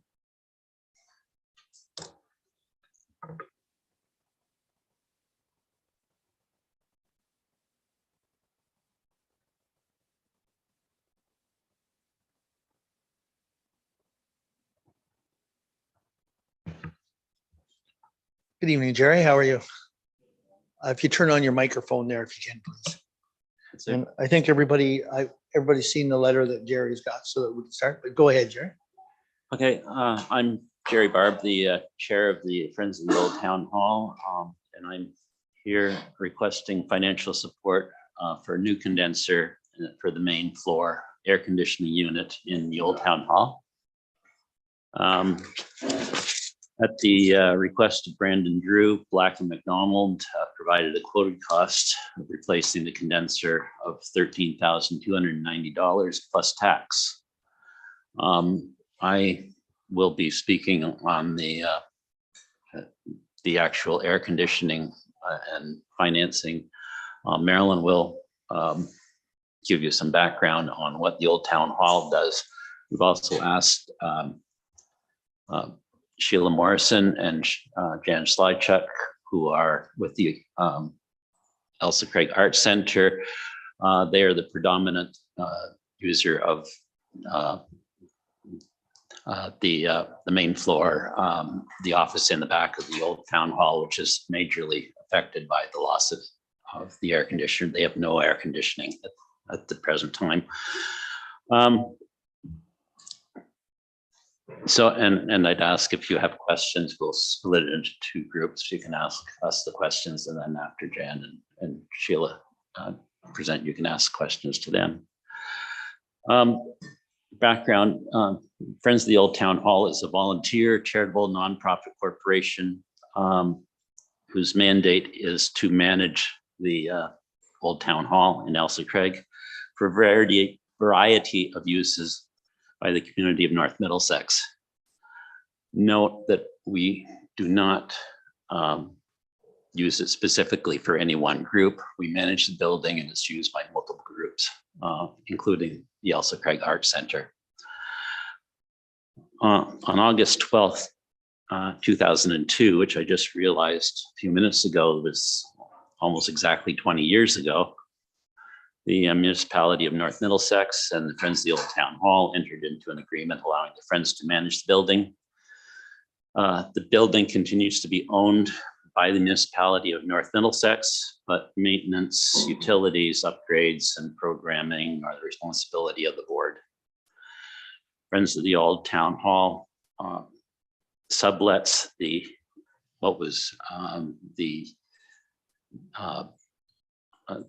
library, the Main Street Credit Union, or I guess it was Sydenham Credit Union offices before we sublet that part of the building to the Elsa Craig Art Center.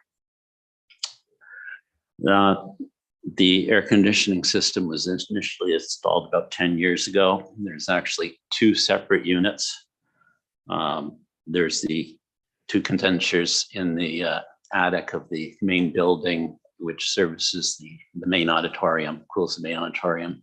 The system is not affected, and therefore Friends of the Old Town Hall can continue their programming, et cetera, without any problems. The second air conditioning system, there's two condensers located on the roof of what is now the Elsa Craig Art Center.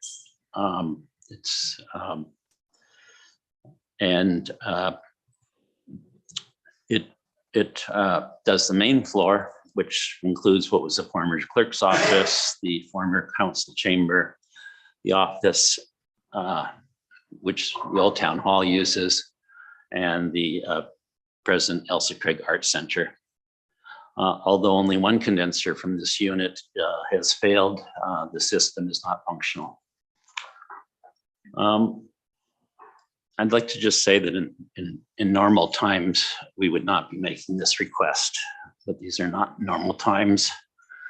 Because of COVID restrictions and lockdown, We lost income, but our expenses remained. Even now, we are finding that with the lifting of restrictions, we've had 2 concerts so far. Attendance was about 50%. We canceled 2 because the bands involved had found that audiences were not sufficient to meet their expenses. So we are, although the COVID restrictions have taken place, we are still being restricted as to how we can run our programming, how we can make our income, et cetera. We therefore respectfully ask your support, and I'll hand it over to Marilyn for some explanation of what Friends of the Old Town Hall does for the community of North Middlesex and Elsa Craig.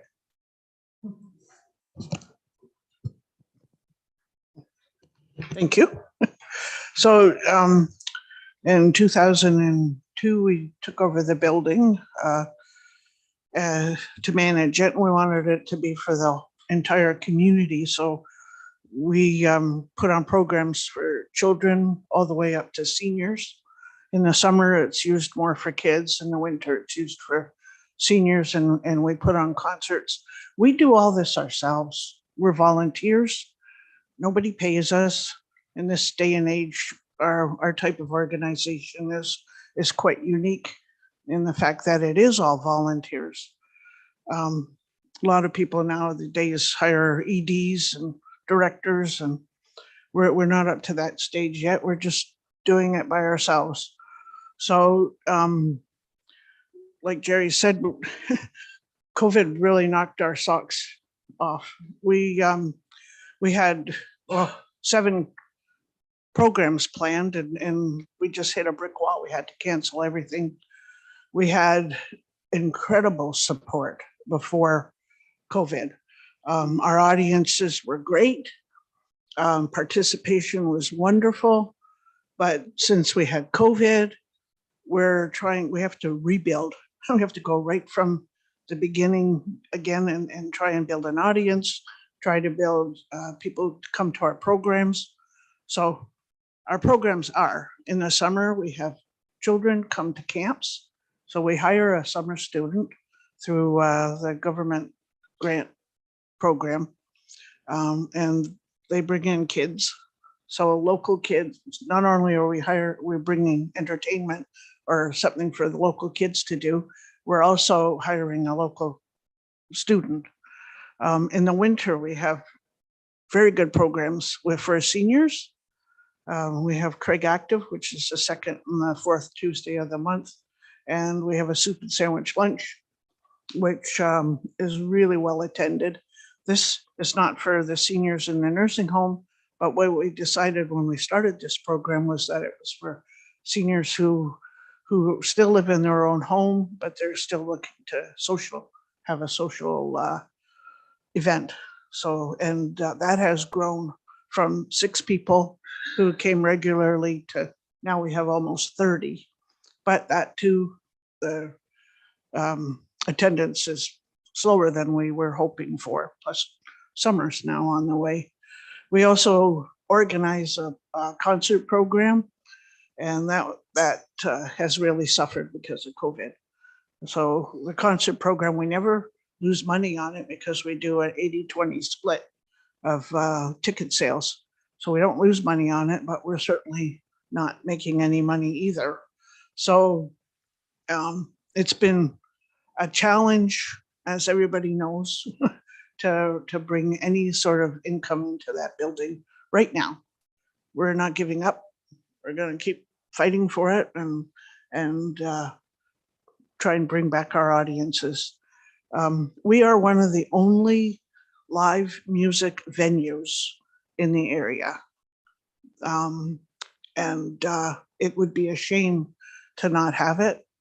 It would be a shame to not have some place that has live music. People appreciate it, but people are also afraid to get together because of COVID. So that's good. Yep. Okay. We're also trying, and you're all welcome, is in September, we're starting a coffee club, not club, but people can come from 9 until 11 and have coffee. We have so many new widowers lately that it would be, and there's no place for them to have coffee. It would be really nice, and to gossip like we like to do. So it would be nice to be able to offer that for people. We have a lending library in there now that people can come and pick up a book or leave a book, whatever they want. So we're doing stuff. We're very busy, and like I say, we're all volunteers. All right, thank you.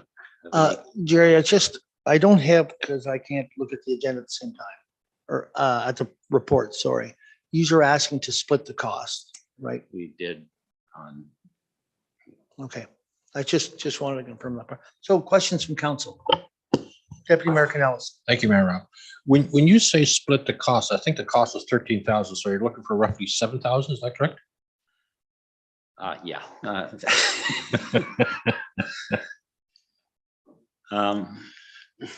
We don't ask council for very much. I will, if you want to go through the records, we're not somebody who's going to come here very often. This 13,000 probably represents about 50% of our reserves.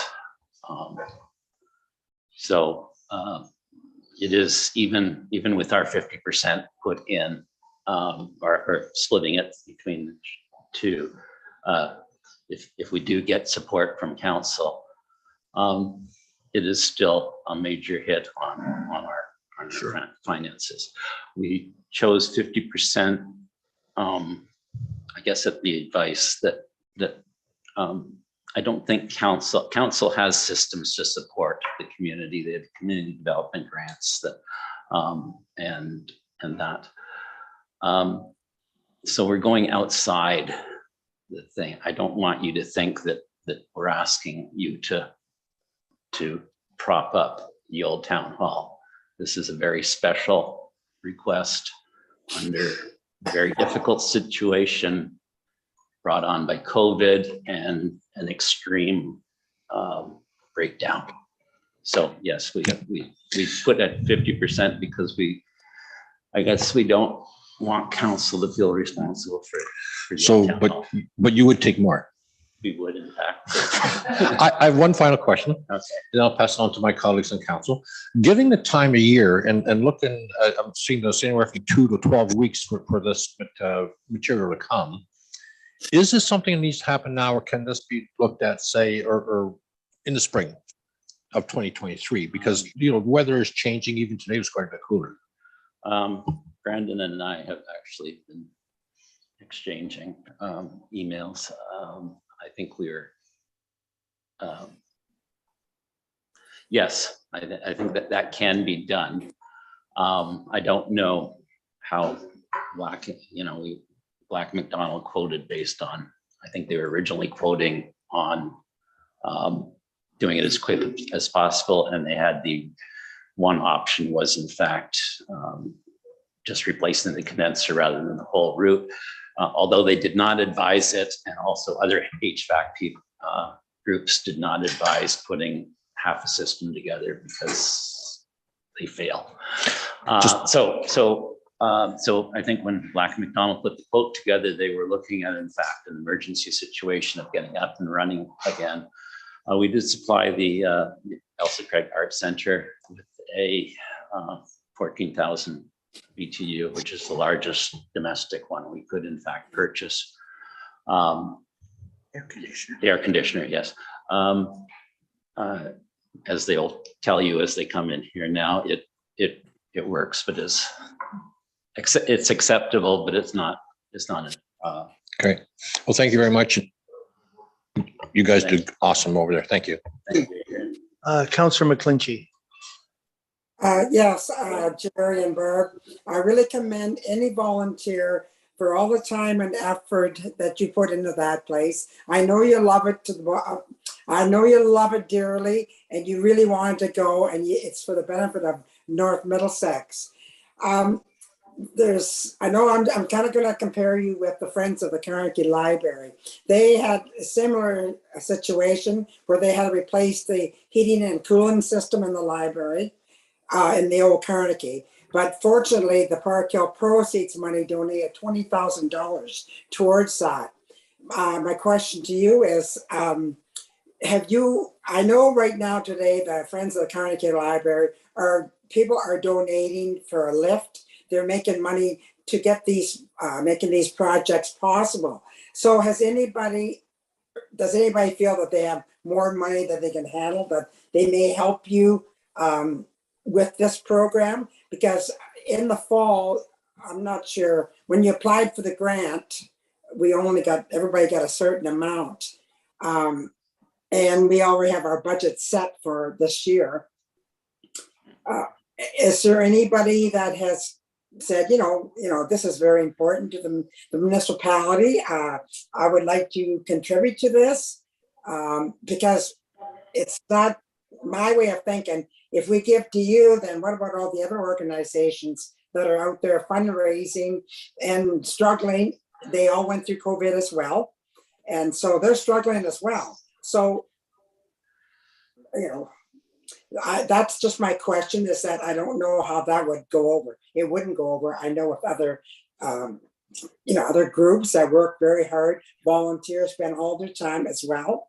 So I just want to know if there's anybody that's willing to help you. Interesting question. Thank you, Doreen. I talked with Ron Walker, who is chair of the, I don't know whether he's chair, with the Historical Society this week. We had talked quite a while ago. It lost the steeple of the church in Elsa Craig. They've just received a report of the cost of it is substantially more than we're asking here. And we had talked a while ago about collaborating. There some sort of large fundraiser. I don't know. I mean, what we do is we manage a building. I would not like to, spend all our time working on asking other people to support our building. I feel difficult time asking council, who actually owns the building. So I think our promise to you is that the building will be in good shape, and we will do it with however we can find the financing. Okay. Other questions? Councillor Nicol. So I agree that Town Hall is very important to North Middlesex and particularly the Elsa Craig area. I also have to agree with the deputy mayor at this time of year, as summer is coming to an end. I can't help but think that perhaps you could hold off with your request and see how COVID does start hopefully turning around, that more people are using the center. And I also wondered about, have you approached the business association at all? Because certainly you bring a lot of people to the downtown core. And I'm just wondering if they see that as a possibility of being able to help you out to raise some funds or awareness of the need for some funds. So one thing that we haven't talked about yet is making our washrooms accessible. And we are fundraising for that right now. So this is over and above what we're trying to do. It's been almost impossible to get the money just to make the washrooms barrier free. And now we've got this on top of that struggle. So I understand where you're coming from, Doreen, but it's a once in a lifetime ask. Okay. Other questions from council? There's other questions? I would I would make a couple of comments to it. And I know that in Elsa Craig right now, there is Craigwell Gardens is fundraising. Food Bank is fundraising. It's a tough time for that. I understand that there's a lot of things going on. If it was to wait till next year, like till spring to do it, can it not go through the grant request? Through the mayor, we would have to look into that. I believe you were referring to the vibrancy fund. Yes. So there is provisions and policies in place of an upset limit, I believe, of 5,000. So that would cover some of the cost. But and there's obviously the window as well too, which I believe is that the applications need to be received by March. So we could look into that in terms of funneling it through that grant stream, but that wouldn't be until next year. Well, I'm just wondering if, I believe most likely that it would apply. There's other creative ways that we could also try to determine, because it is our asset in terms of funding it directly associated with a project such as this. But again, we'd have to be evaluating what is fair to everybody in consideration. absolutely. But Gord, you're on the committee. Councillor Hemmy's on here, but there has been a couple of instances where there was sort of one-time expenditures going on that have gone through the vibrancy. Is there not? I don't know the amounts anymore, but it was sort of one-time. Right. Yeah, I couldn't tell you the amounts, but yeah, there are some one-time expenses that have gone through. And I guess just a comment too, I think we're all aware of you do a lot of good work. There's a lot of good programs that go on there. Unfortunately, we have several groups that are in the same boat. So what gets done for one really is going to be requested by the rest as well. So I'm in agreement that if we can defer something until spring and look at it with the vibrancy, I think that would be a good So way I'll to throw look that at back it. at you, Jerry. Like, what do you think of that? I'm sorry. I think I'd throw that back to Brandon. Brandon? Okay. Like as far as Black and Through the mayor, as far as Black and McDonald goes, pushing the quote back is no issue. They are our contracted refrigeration mechanics. So for them, they're always going to be around. They work on our arena throughout the year anyways. It would be a matter of if you guys are okay with deferring until and going through development. I know that they did say it is a 12-week lead time, 10 to 12. So that puts us back to by the time they actually get condenser to install, you're already in October. So yeah, I mean, I understand that is an option. I thought we were in fact looking at that. I did know that we do know that vibrancy funds are available, but we have one is the fact that it's $5,000, which is limiting, and also the fact that we would like to continue to improve the old town hall. We don't want to lock ourselves into use up all of our opportunities to improve the old town hall because of one issue. So I'm wondering if we can, Brandon, if you can work with them and come up with a solution to bring it through to the grant. If it's 12 weeks anyways, like you say, you're into October, you're not going to get the air conditioning in this summer. Let's come up with a solution to be able to. I think that when we initially said that, we are aware that there's an election coming on, and in fact, there was a rush to get it in before the next term. And I will, in fact, say that this has probably been the best administration to work with in our 20 years. And so I want to say thank you for that, but I also want to say that it was important for us to get this through to You're to the worried ci- if we get our butts kicked out of here that we won't be here to help you? Is that what you're getting at? That sounds like that's what you're getting at, Jerry. Actually, I'm worried that you're not going to run. Yeah. I have my name in, and so have some of the others. Yes. But, I mean, yes, I think we definitely will work with Brandon. Okay. I don't think we have any objections. I think you should hear from the Art Center people to in fact. Okay, if Sheila, if we can do it pretty quick. Okay, let's do that. Thanks, Jerry. Sorry, Counselor Hemming, go ahead. Sorry, I had to step out and maybe you discussed this already, but did anybody mention, like, would this fall under the vibrancy fund or anything? Yeah, that's what we were talking about here is in a possible grant application at that time. Thank you. So, thank you, Jerry. Thanks, Marilyn.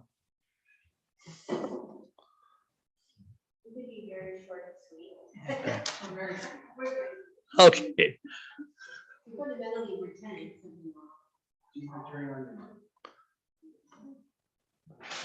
Perfect. A bit technically challenged as well. We started the Elsa Craig Arts Center in 2017. It was a legacy project from what was an internationally recognized Quilt and Fiber Arts Festival, I think you all know about. The Arts Center has been a real boon, I think, to our little community. Our membership has continued to expand year over year over year. We've consistently grown. Our mission is kind of an appealing one. It's not focused on the arts, that's our strategy, but it is an intergenerational community engagement facility, and that's what we focus on. This year I'll let Jan talk about the programs. She's our Jan.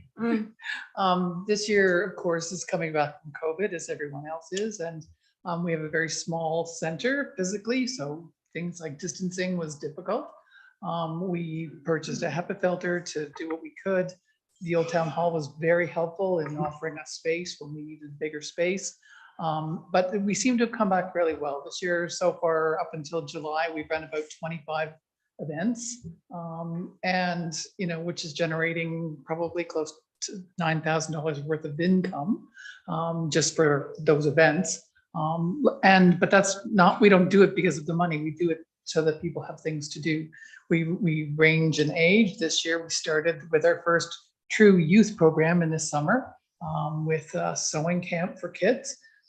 And I mean, we sold out, I think, in a day or two. Like, people were just dying to get in to do this and have something for their children different to do. Not everybody wants to do the sort of typical things. So we also expanded into a lot more exhibits, offering opportunity for smaller artisans in the community to display their works. And every day, pretty much, every day of the week, every day of the year, we've had a display up for various artists. If you're around at the car show this year, we will be open. There's a display that you could come and look at. So we really have tried to offer a variety of programming to a variety of ages. And most of our events have been selling out. We don't have too much difficulty at that. But it is a small area. It also gets full sun. If it's hot, you cannot be in there. You just can't. We have a portable air conditioner, which is pretty good. It does not a bad job, but it is also loud. So if there's an instructor trying to teach, you have to be over the air conditioner and the HEPA filter and the fan to get the extra air into the teaching area. So there are challenges. It wasn't bad with the kids because they like to yell and scream, but some of our seniors don't quite like the noise. If I can just add some data, this year our membership is exceeding 100 members. So that is a consistent year over year growth. I think the second thing is that we've been surprised at the draw that the Art Center has had to the downtown area. We had one event this year where we drew people from Sudbury, from Niagara Falls, from Kitchener-Waterloo, from Newmarket. And, we've hosted events where we've had people fly in from Alberta and Saskatchewan and Ottawa. Like, it's surprising the distance that people are coming and the reputation that the Little Art Center is building. So we have conscientiously partnered with the Old Town Hall to up our scale, to be able to scale our programs and up our capacity, and they've been terrific partners that way. We've also reached out to other community members in the downtown area and make sure we promote things like, you know, the Crown and Turtle pub, and we were looking at some meal options with them, and, you know, just the local food sources and things like that. So it's actually been a good little addition to the town. It's not viable without air conditioning next spring and summer because we just don't have the space, and you get 10 people in and the heat goes up. So that's all we have to say, I think. Yes. Thank you. I do know of a 10-year-old girl that was doing the sewing class. Maybe she can teach her mother how to sew after. But She's going to be on our youth committee, by the way. She was a cracker. but I'm sure there's a solution to get the air conditioning. I'm sure they'll find out with that. Great, All right. thank Thank you. you. Thanks for your Thank time. you. Right, I think we're going to move right on to department reports. And the first one is a report from the chief billing official for the first half of 2022. Do we have Arnie in there? Oh, there he is. Okay, perfect. Good evening, Mayor and Council. Thanks for having me tonight. I have some good news for you today, a good news report, I'm happy to say. I present to you the first half report for 2022. And I'll briefly skim through the report, and I'll be open to any questions you may have. Comparing this first half to last year, this year's first half to last year's first half, seen I can say a dramatic increase in new dwellings that are constructed, construction value, and overall permits. And the second quarter certainly was busier than the first quarter, and it's continuing this summer into July and August now. So I think it's a good year we're seeing, and the growth is healthy in North Middlesex. Further in the report, I do have a breakdown of our other communities that we do building inspection services for, so you can see how North Middlesex compares this year and last year's numbers. And I'm open to any questions the council may have. Questions from council. Councillor Keogh. Thank you, Mayor Rob. Arnie, I really did enjoy looking through your report. It's quite simplified and self-explanatory. The only question I do have, we have had before council a couple of applications for garden sheds, granny flats. Are they inclusive in any of this, or have they even been started or permits taken on them? Through the mayor, I think they may be included. We may have a mobile home. I can get back to you on that, councillor, or sorry, through the mayor. I can get back to council on that, but I believe one of the mobile homes may be a secondary dwelling unit. I can't say with certainty, though. I apologize. Okay. Thank you. Okay. Any other questions? No other questions? We have a recommendation from to move this report. Councillor Nickel, Councillor Keogh, all in favor? Carried. Thank you very much, Arnie. Okay, thank you. Have a good night. Next is a report from the fire chief on the pumper tanker capabilities and the practical application. Great, go ahead. Thank you, Your Worship.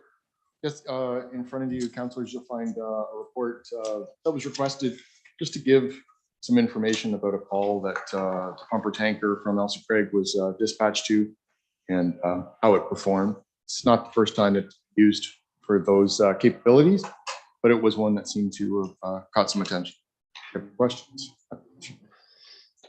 Just a comment I'll make. I had asked about that, how it performed, because I knew there was a wheat fire. I think the baler caught fire, and then there was a wheat stubble fire. So I just asked that question. And then when he put that, I think Scott put this together, and just wanted to make sure council was aware of it. So any questions from council on this? No questions? We have a motion to accept the report. Councillor Hemming. Councillor McClinchy, all in favor? Carried. Thank you, Greg. Thank you. And I should just add, you have that capability on Parkhill tank, the big one too. Runs in a different way. You have to get out and start a secondary pump, but it will pump from the tank up to our monitor. Nice. Thank you. Thanks, Greg. Our next one is from Brandon. It's for the Elsa Creek Dog Park. Mayor Ropp, members of council, as you will recall, our last council meeting, we had a delegation from a group in Elsa Craig interested in looking after the operations of the dog park. The report in front of you is a summary from 2021's report that I brought to council with regard to the dog park, its benefits, what it would do to our liability, etc. Since that report, we've had a committee come forward looking to look after it. We have secured grant funding for the infrastructure to cover the fencing costs and pathway. And as well, we have completed a survey, which I will go through just a couple of the results from that dog park survey. We had 159 people who took part in the survey.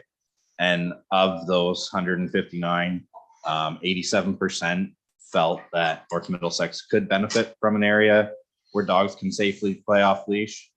And then I also outlined some of the concerns.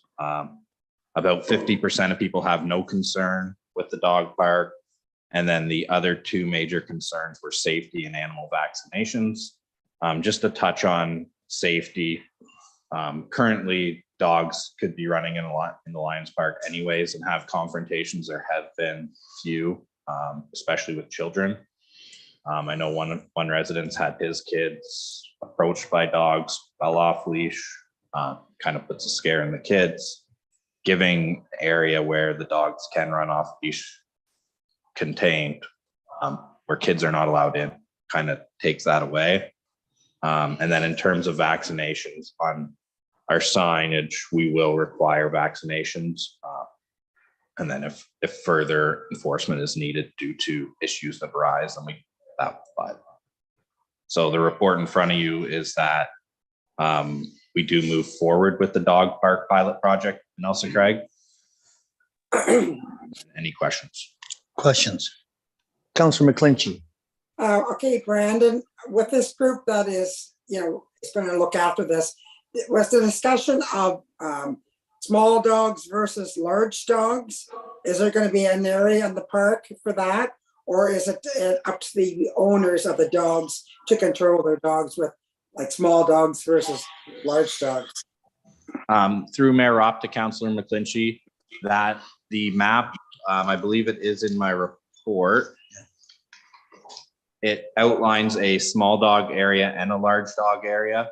Large dogs will not be permitted in the small dog side.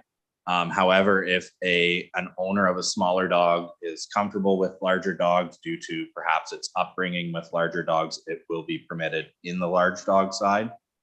And yes, that will be up to the owner's discretion, but large dogs will not be allowed in the small dog side. And if that is, if our bylaw does have to see that happen, that will be something they take care of, folks. And that, just another question. And the dog owners are responsible for picking up after their dogs? That is correct. Okay. Thank you. Any other questions? Councilor Hemming. Yeah, thank you, Mayor Ropp. Brandon, just curiosity wise, you say it's a page fence? How small are the squares in the? So in the small dog side, we spec it, I believe, 2x2. And then in the larger dog side, it's more of a, I believe, 3x6 inch. Okay. Similar to cattle fencing on the large side, and then more of a chicken fence. Yeah, no, I was just curious as how you're going to do that. Thank you. Other questions? Councilor Nickel? Once again, I want to bring up the question, has there been any consideration of having the dog park in another location? You're very close to residential homes who are going to hear barking all day long. You're in a residential area. You're increasing your traffic loads. There is a perfectly good picnic area park that belongs to the Lions Club or is run by the Lions Club, closer to the highway. The question I was given at a meeting was, well, if the dog gets off the leash, the highway is too close. Well, if the dog gets off the leash in a park, they could attack another person in the park. So if you're taking a dog to a dog park, it's supposed to be leashed until you get it through the fence. So that question didn't really sit well with me. Once again, you are looking at a beautiful river. You're looking at wildlife. You're looking at families that enjoy that park on a regular basis. You're already looking at dog droppings that are not picked up.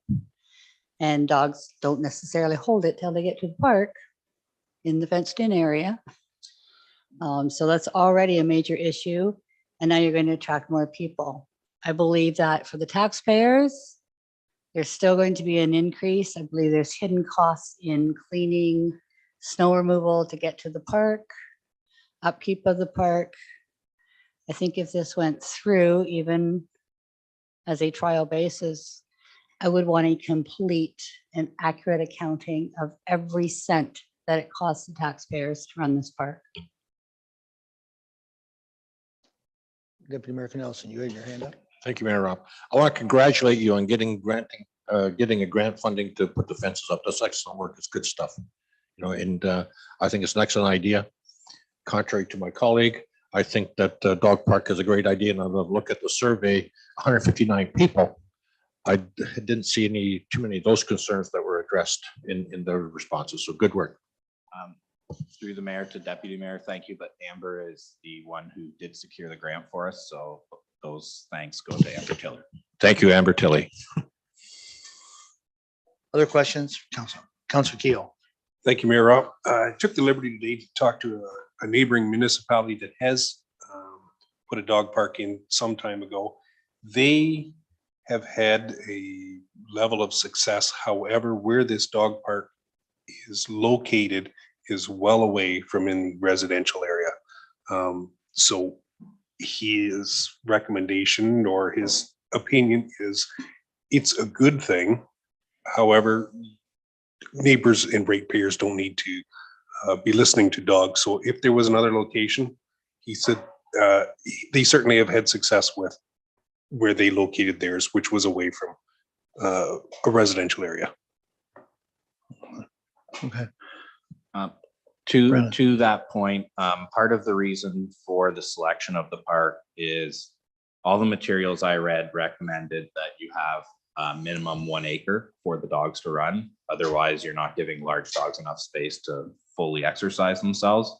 And in the current properties that we own in Elsa Craig, which is where the request came from primarily, there was nowhere where we could actually put a dog park to that size. And so that is why we chose the Lions Park. Okay. Other questions? I mean, we've talked about this at a few meetings. Oh, sorry, Councilor McClinchy, do you have another question? You're on mute. In that survey, did it mention about the people's thoughts on having a dog park right in where the Lions Club is? Was that in there in the survey? And what the response was?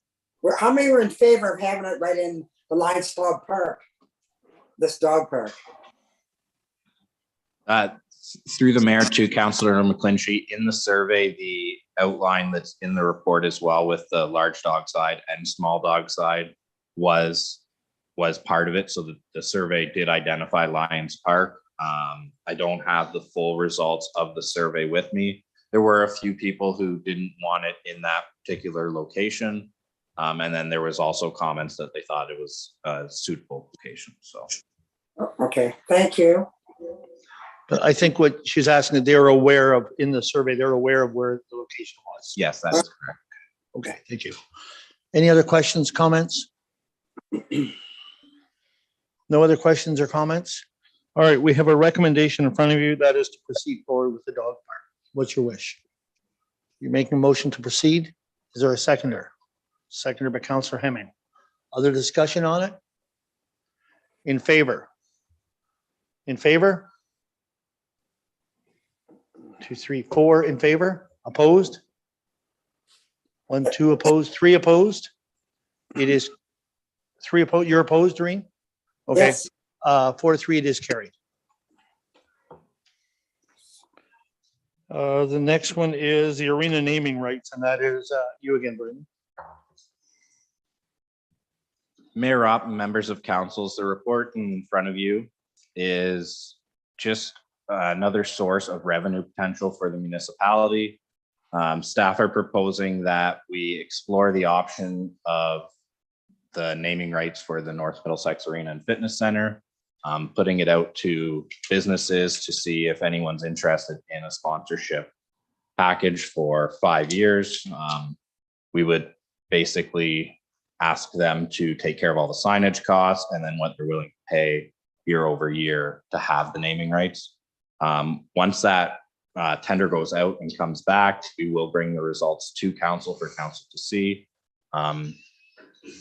Should there be minimal interest, it may not be worth pursuing, but perhaps get a sizable amount of money from a company looking to have their name out there. Okay, The questions? staff are looking for direction from council to proceed tendering out the name. All right, Councillor Nickel and then Deputy Mayor. So just to clarify, would this be the arena, all the parks, all the rec centers, or just the arena? Through the mayor to Councillor Nickel, this is just starting with the arena to see how it goes. It is our most traveled facility. I believe it would be the most intriguing for a business to look at. So obviously, if it goes well, we could explore the option of some of our other facilities. And if it doesn't go well, then we know the interest is no. Deputy Mayor. Thank you, Mayor Rob. Brandon, it's interesting you bring this forward. A number of years ago when I was at the AMO conference in Niagara Falls, actually, I attended a presentation on specifically this particular issue. And it was another form of revenue generating for a number of municipalities, mind you, the larger municipalities, larger degree of revenue.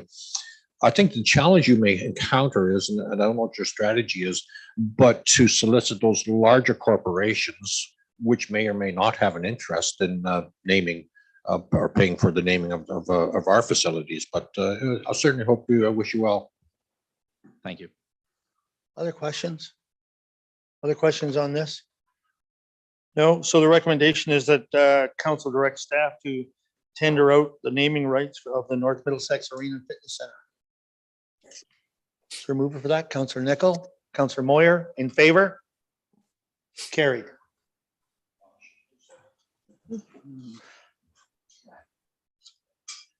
Next one is Brandon, once again, the park rental space. To the mayor and members of council, this report in front of you is a staff report looking to add a fee to our current rates and fees charges. Specifically, we had a resident in one of our communities ask about one of our parks to host a small wedding. They approached and whether they could rent the park or not in a certain area, and we do not have any fee that would allow that to happen. I thought that it is a good idea to offer that. It can later be suited into like a wedding package where, you know, you can use one of our parks for your ceremony. You can use our community center for your reception. Again, trying to generate more interest in our facilities. The proposal that staff has is that we use our sports field or baseball field fee, the 1-day fee on the weekend, and implement that into our park. And then at the discretion of the manager, if it fits and it's not affecting too much of the park, then allow that event to occur. Okay, thank you, Brandon. Just before I turn it to council, so you wouldn't, you're not saying like shut down the splash pad or something like that for a day to allow them to use? No, to summarize, it would be, so the one request we had was for, if you're familiar with the Elsa Craig Lions Park down by the river in behind the pines, they would like to have an area fenced off and had about 40 people and then have their marriage right there. But okay. Other questions from council? Go ahead. Thank you, Mayor Rob. Brendan, I think it's a great idea, but would we then be looking like at a venue as well, like a tent to provide this service? Would we look at, some people would be wanting to bring trailers perhaps to spend the night, like we're looking at liquor licenses, or what are we actually looking at? Through the mayor to the deputy mayor, currently our municipal alcohol policy does allow alcohol in certain areas, and most of our parks are identified in that. As far as tent goes, that would be okay, but as far as trailers and stuff that would impact our grass cutting and maintenance, that would be a no. It's more for, chairs. People can park in the parking lot, walk down to their chair setups, and then have a marriage, or perhaps set up some tables and chairs and have like a family reunion type deal, rather than use a pavilion and actual park. So I guess then, but the follow-up to that would be, would there then be an opportunity for them to have like a band and music and have entertainment there for this wedding reception or family reunion? So the current proposal that we've had in front of us is just ceremony only. They don't want to actually have the reception there, but should somebody want to have a reception and it fits well with the park and everything that's going on around that, I don't see why there would be an issue with that. Of course, they would have to have liability insurance, much like they do when they rent our facility. If they're having alcohol, they would need to have it, an alcohol surcharge, so that we can have staff on site to make sure that the alcohol is contained within a designated area. The special occasions permit, like liquor liability as well, general liability. Yes, I don't see an issue with that. Okay, Councillor McClinchy, and then Councillor. Brandon, I think it's a great idea. The people that's doing these ceremonies, they would probably have their own tents as well. And would there be an agreement put together as far as like if they were, like park trailers and stuff like that, that would have to be in the agreement, would it not? They could have any area of the parks, but there would be stipulations as to what can go in that park. Through Mayor Opp to Councillor McClinchy, yes, there would be stipulations. They would have to submit to us the area that they're requesting, so that we would have a map and the general area, and then they would have to sign our standard rental contract, which states they would have a security deposit, much like any of our rentals of our sports fields and stuff like that. They keep the condition the same. Oh, I just think it's a great idea, because people are getting married everywhere now, everywhere but the church, sort of thing. So no, it's a great idea. Thank you. Thanks, Councillor McClinchy. Councillor Nickel, you had your hand up.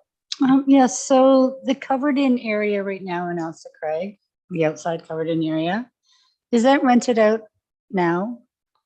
Through Mayor Opp to Councillor Nickel, yes, we do get a significant number of rentals, especially at the Elsa Craig Community Park.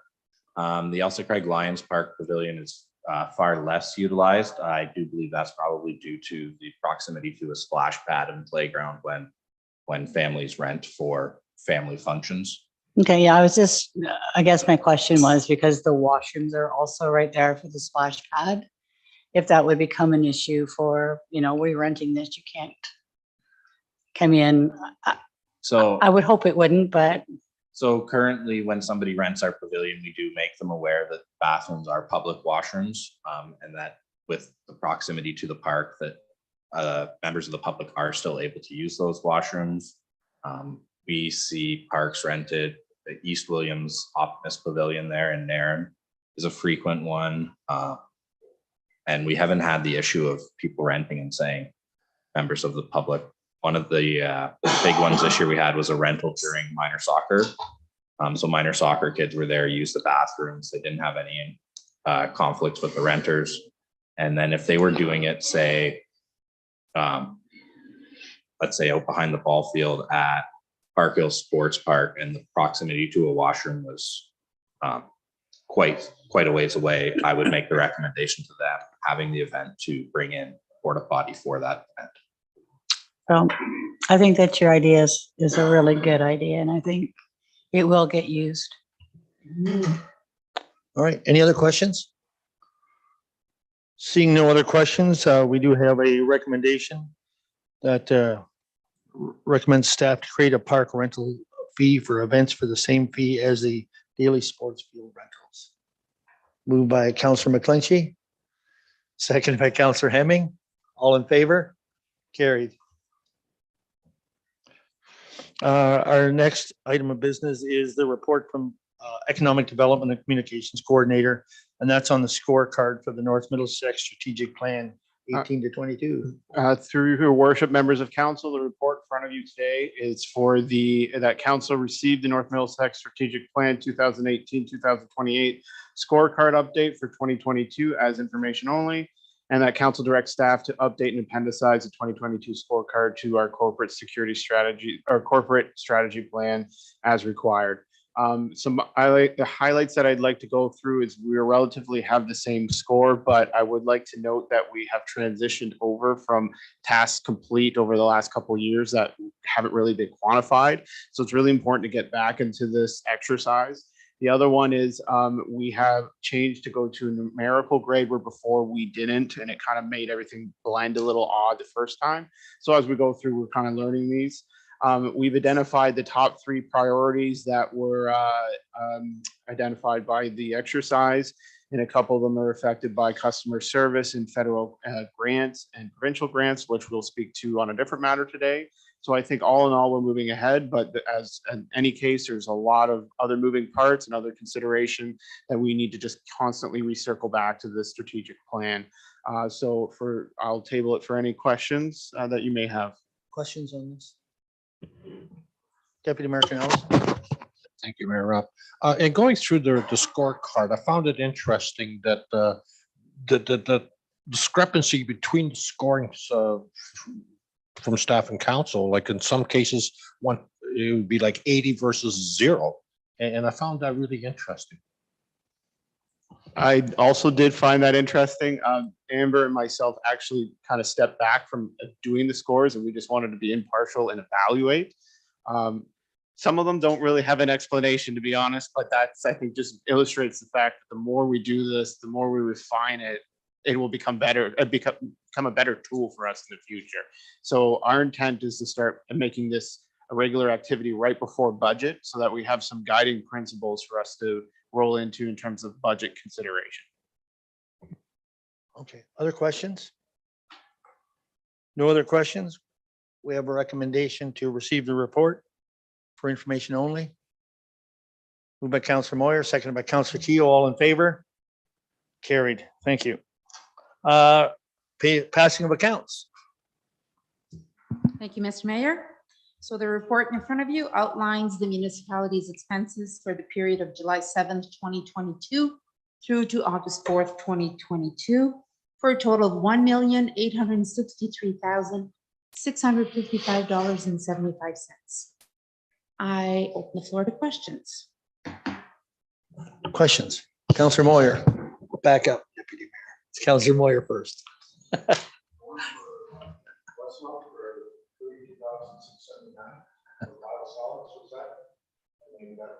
Can you, was it for Wessex? Wessex, yes. Through the mayor to the councillor, that is correct. That is for Wessex, part of their initiation phasing for taking out desludging. Yeah. Deputy Mayor. And my question is for the treasurer. In regards to the June WSIB statement where it seems like there's a credit of $17,800.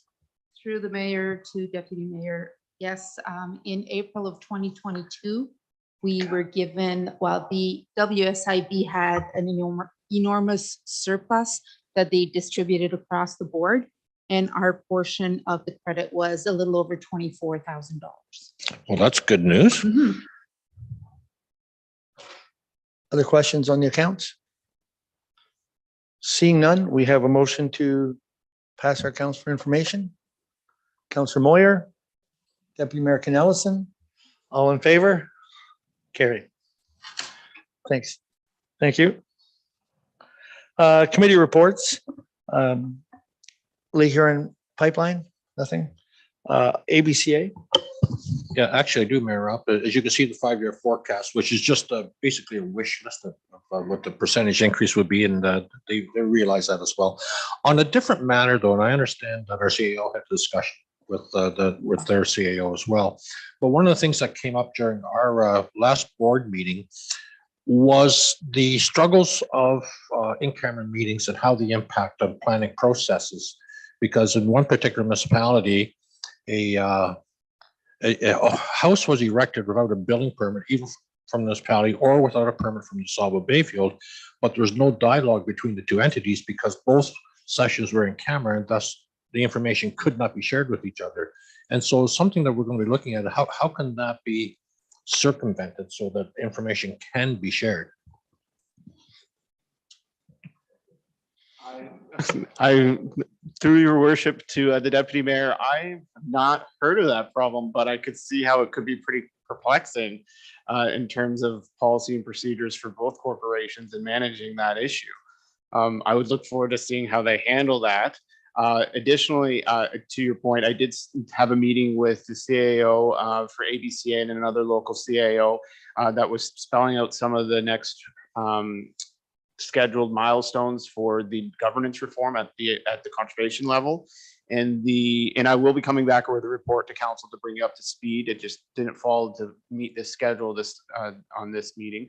However, it's in a nutshell, it's basically coming down to they want to present new council in 2023 with a new terms of reference, letter of understanding as you would be with their retained services, and the ultimate impact is intended for the 2024 budget. So agreement in 2023, reform in terms of their governance reform in full swing and effect, impacting their budget in 2024. So a report will be coming to council to kind of spell out what will happen next. Anything for Sawbull Bayfield? Nothing? Okay, blue water recycling? Nothing?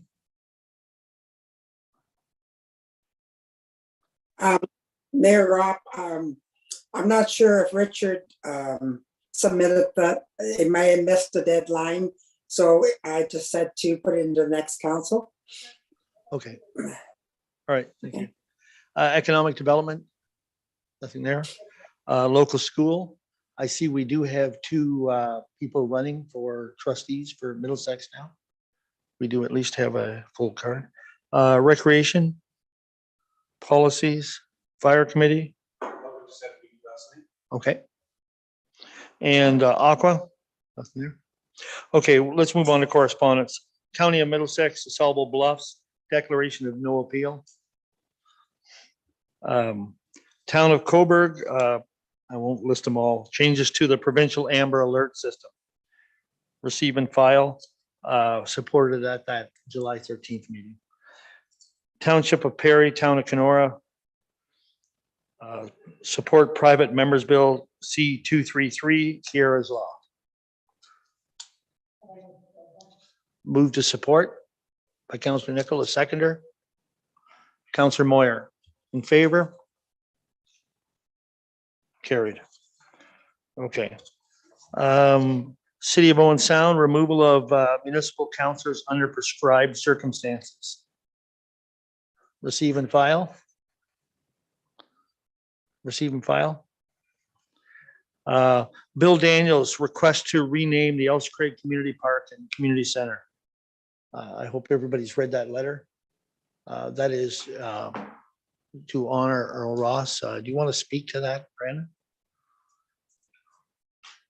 So to the mayor and members of council, I read that letter as well. I think that if we go down the road of naming it in terms of members of our community for our local parks, I believe that it should be an open and transparent process for everyone involved. Okay, thank you. I think that's something we have stayed away from. I think there are other ways to promote like Earl's legacy, but I think it would be a bit of an insult to, not an insult, that's the wrong word, but it would be a bit of a slam on some of the people who put a lot of work to make that community center happen. Our former mayor, Don Shipley, put a lot of hours. Ken Johnson, Ty Barnes, Bob Hooper, just to name a few of them, have put a lot of work and effort into that. And I think I do agree that Earl deserves recognition. I think there's other ways to do it, but I'd like to hear what council feels on that. And I think this letter, though, does deserve a response.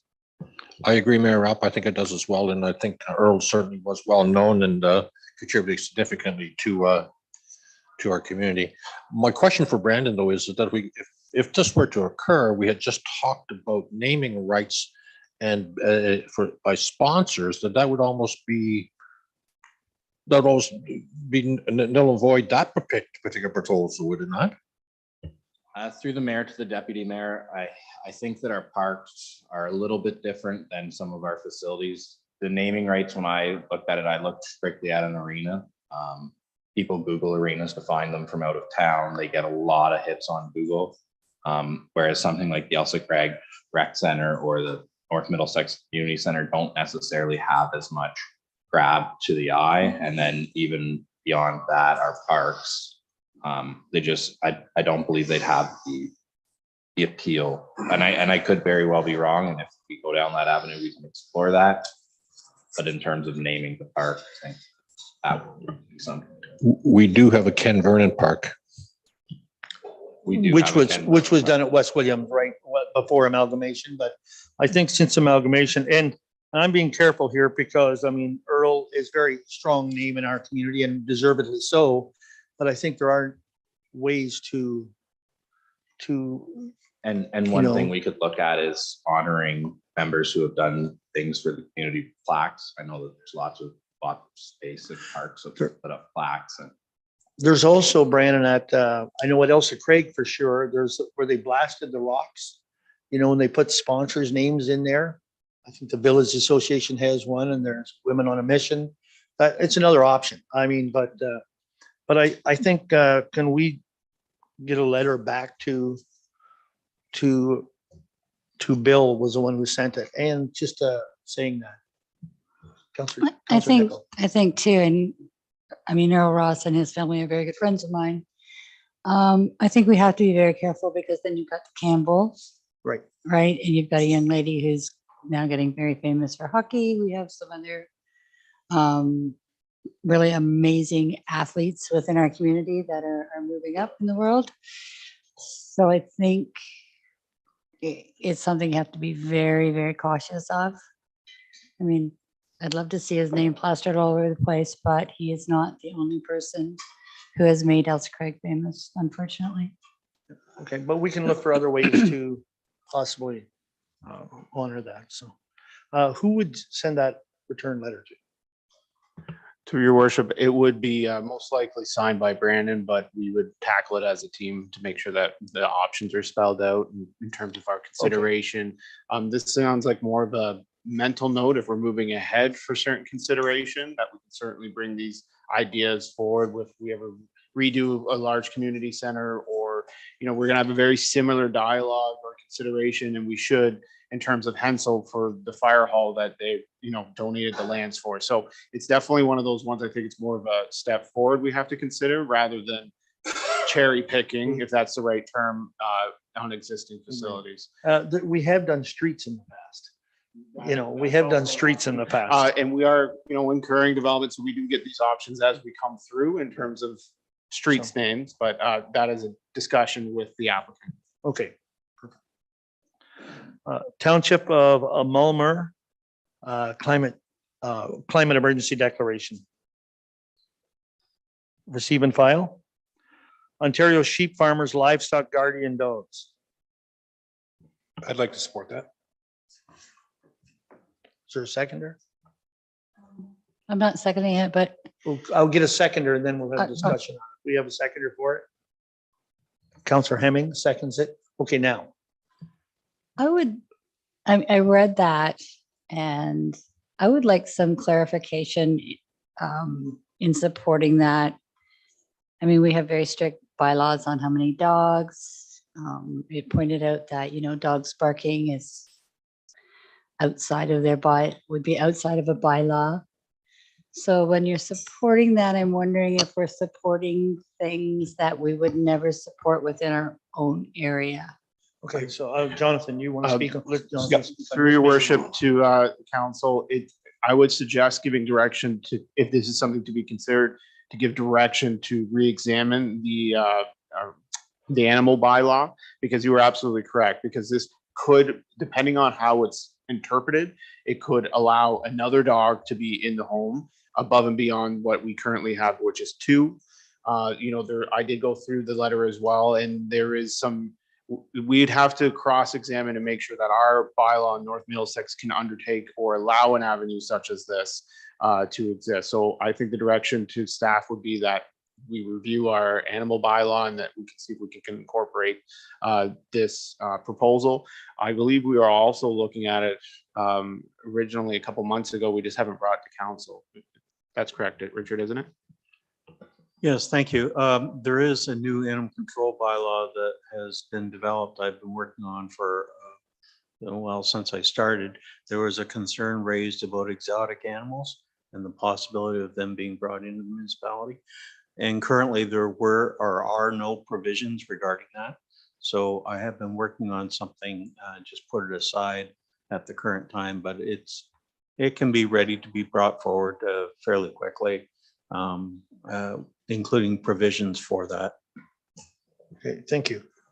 Councillor Keel. Thank you, Mayor Rob. Excuse me. I would just like to reiterate that these dogs will be in a rural area. They will not be in a urban setting.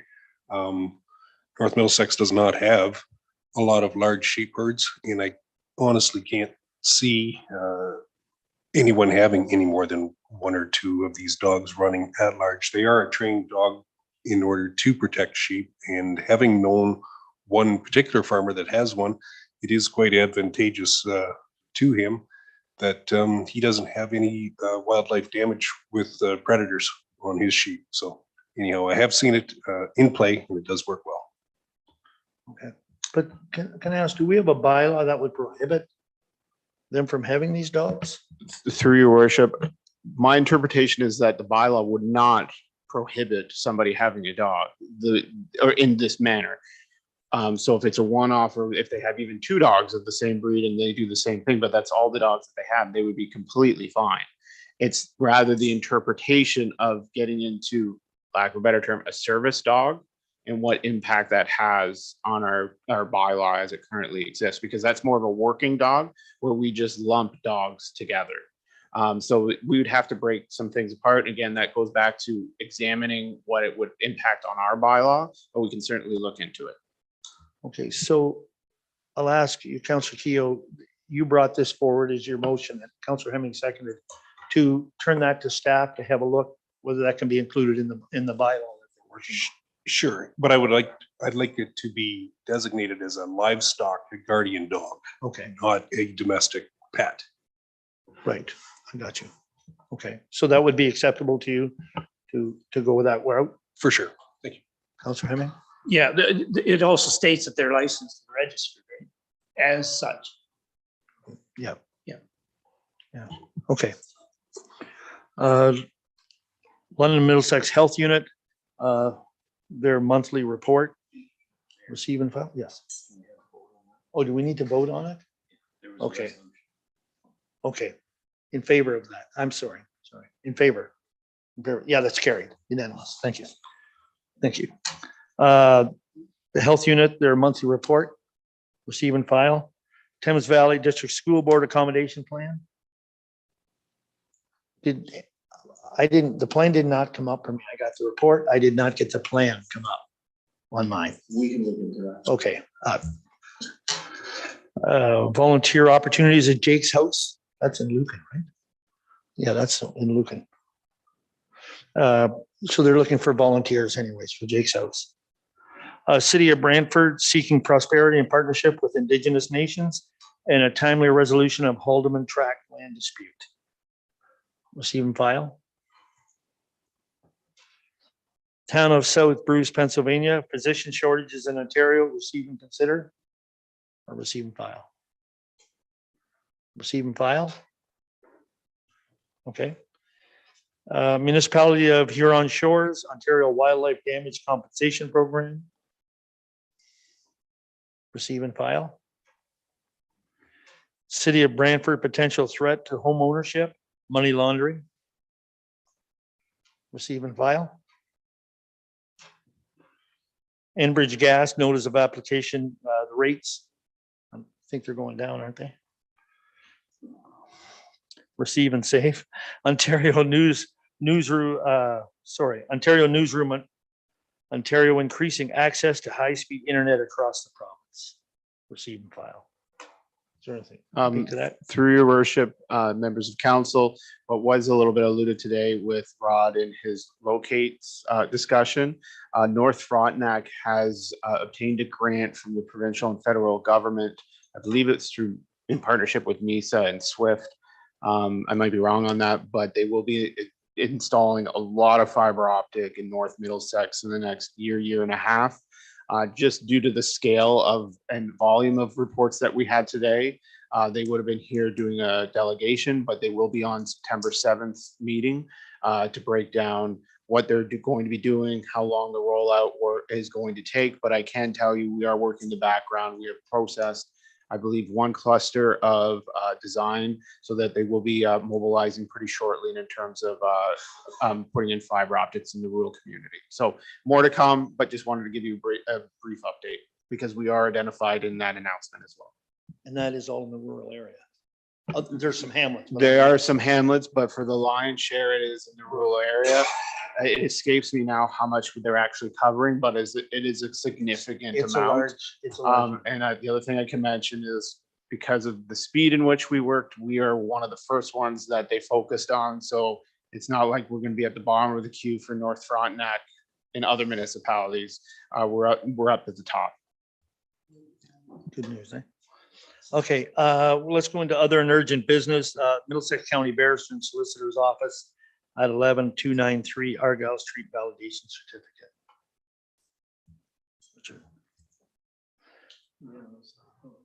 Your worship, that came through without prior knowledge. It was just sent through and indicated that this validation certificate was required to be signed off by the municipality. I have no background detail on it other than that. So this is just for information tonight, right?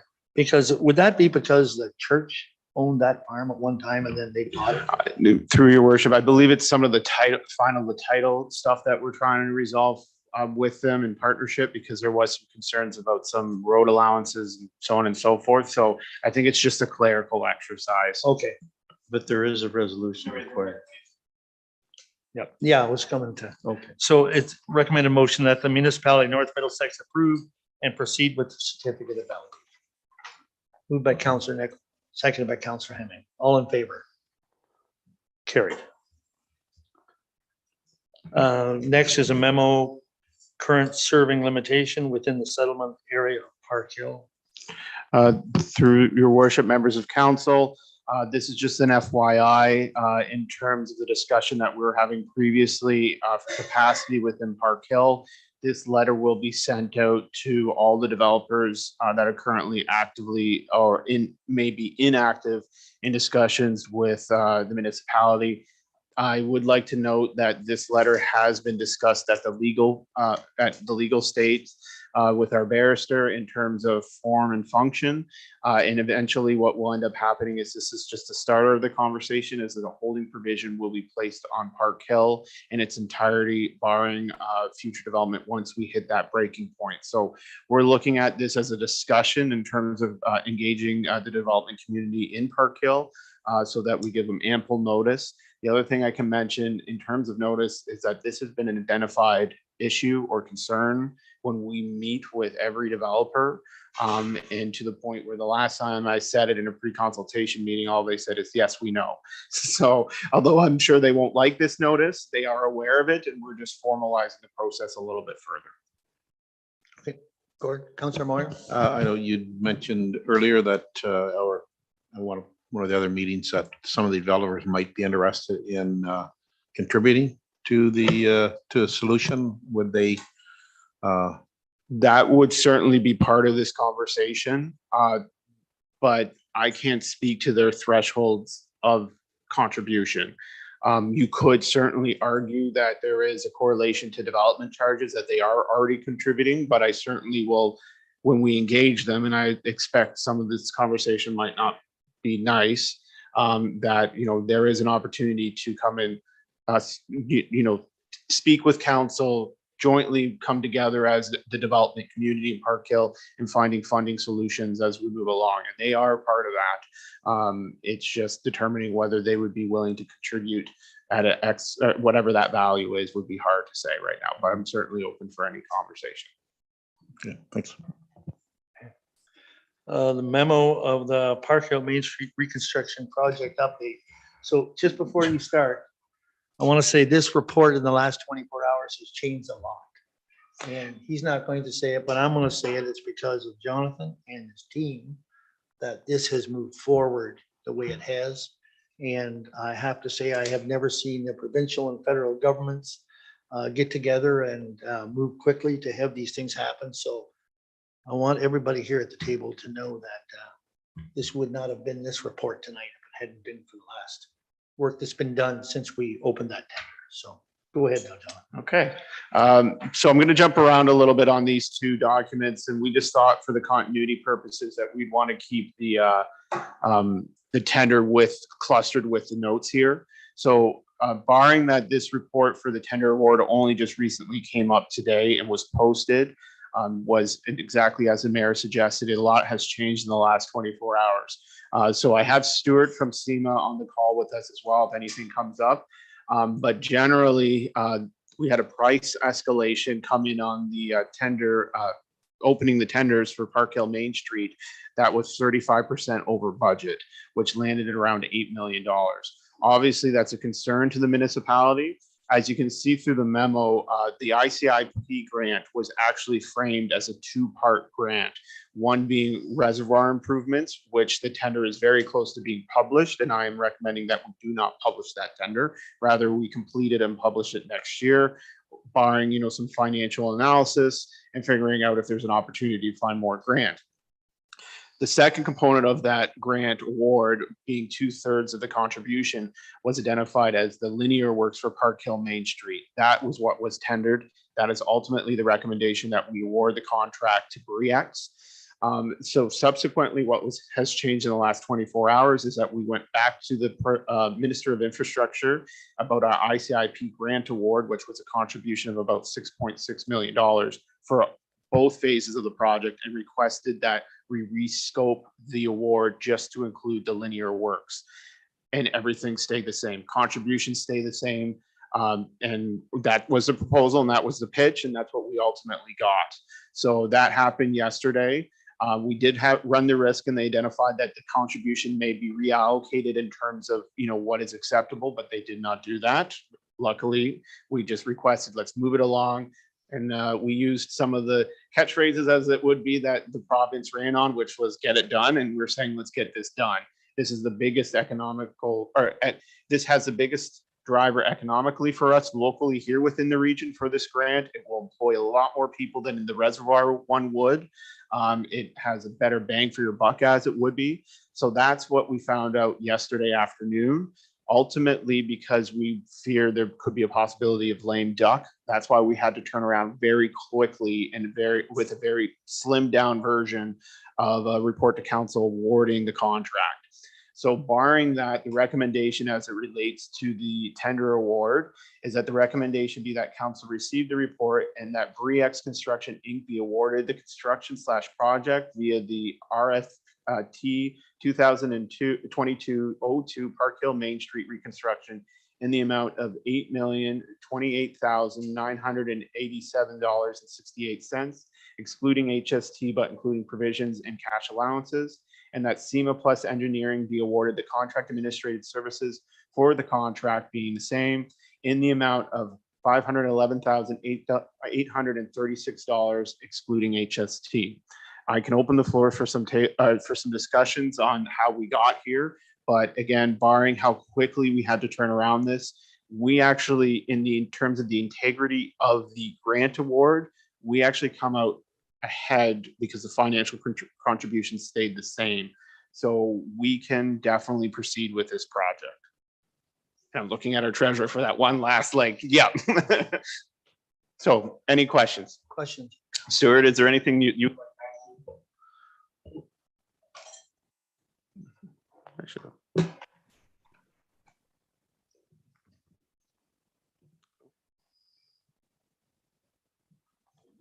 You're not muted anymore, so we should be able to hear you.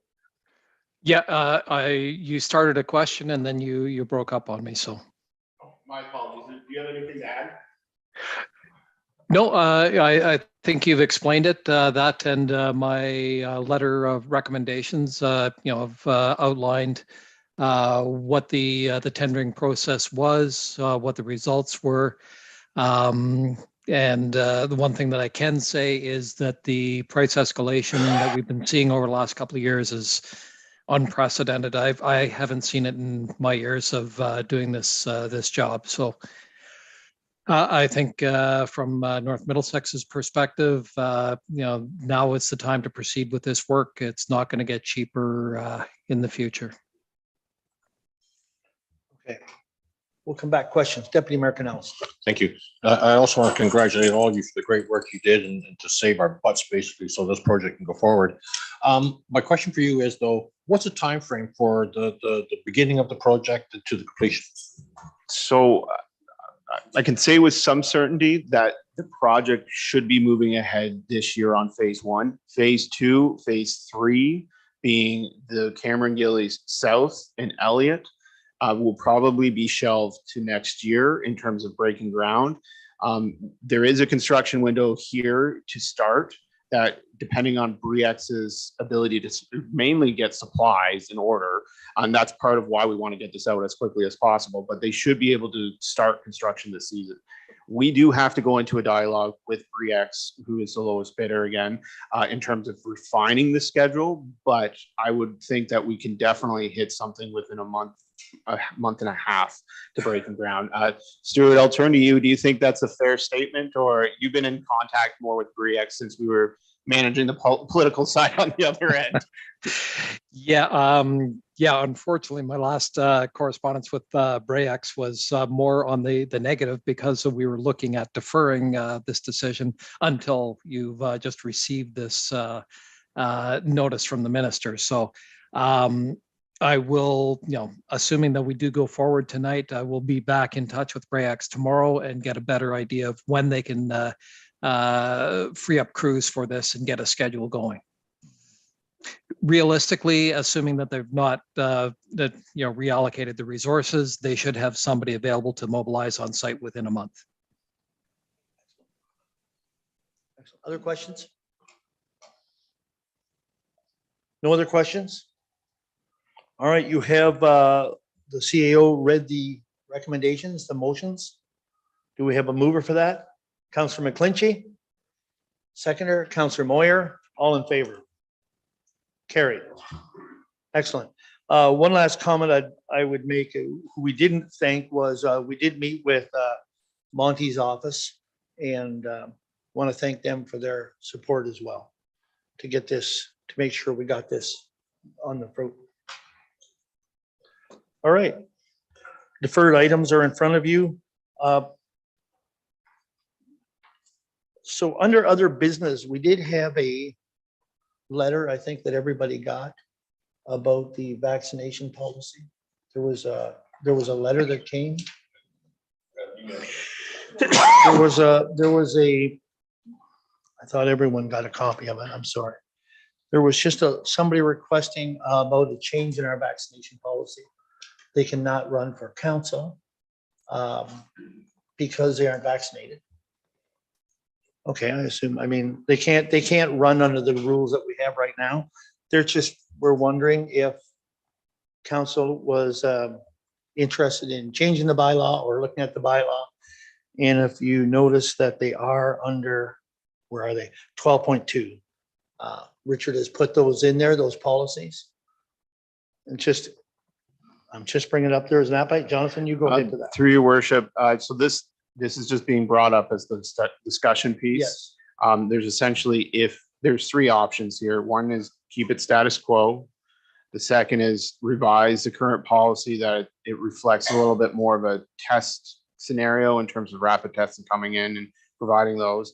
And the third option is revoking the policy in its entirety or repealing it. The one thing I would like to identify is that there are 2 different policies here. There is a staff one and a council one. And we're just, although they're both supplied, this one would only really be similar to what we did before, lead with one, determine what the best solution is for the corporation afterwards. So really all we would want to focus on tonight is the council vaccine policy. Councillor Moyer. I'm a little confused because we do have one individual that is unvaccinated at council now. Why would that person be prohibited from running? The way that we structured it, and this was in consultation with the county barrister, is that if you're a new councillor, the option for testing is not there. I believe that's basically in a That's how nutshell our what it is. policy- you look at- That's why Richard added the policies to it. Okay. If that isn't an option to a new council or a new staff member. Counselor Henry. That being said, if we decide to even, if everybody's in agreement to amend it, it still won't help this individual for, If they would have to voluntarily test 48 hours before coming in and provide a negative test to be part of council. If that's a revision of the current, and I use current, not the right term, because obviously this doesn't apply to the new a possible new candidate. The other thing that I would like to note is that we have been in contact with provincial counterparts to try to determine the correct interpretation, and they've somewhat walked away from it and said it's your own local policy, it's your own local policy. The other factor of consideration is still we don't know really what's going to be out there in COVID in terms of another waves coming in. And this does not bar any individual from seeking nomination. It would just be if they won the council seat and would have to come in here, obviously, to do some of the business. The other option we do have, as Doreen is using today, is we still have a procedural bylaw that allows them to come in at Zoom. Some of these, and over a course of the discussion, although I wasn't privy directly to it, have, as I'm aware, have been shared with this individual. Is that correct? In terms of procedural bylaws? Sorry, Your Worship, to the CAO. The procedural bylaw wasn't shared.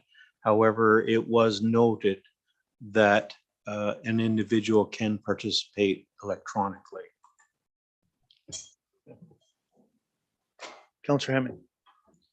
through you, Mayor, then. So would somebody, can somebody respond to this individual and explain to her that she can run? And if she wins, she can do the testing, right? I believe we've expressed that, not maybe in so many words. Richard, I'll have to defer to you. Yes, thank you. When she was in, when this person was in, I shouldn't identify even the gender.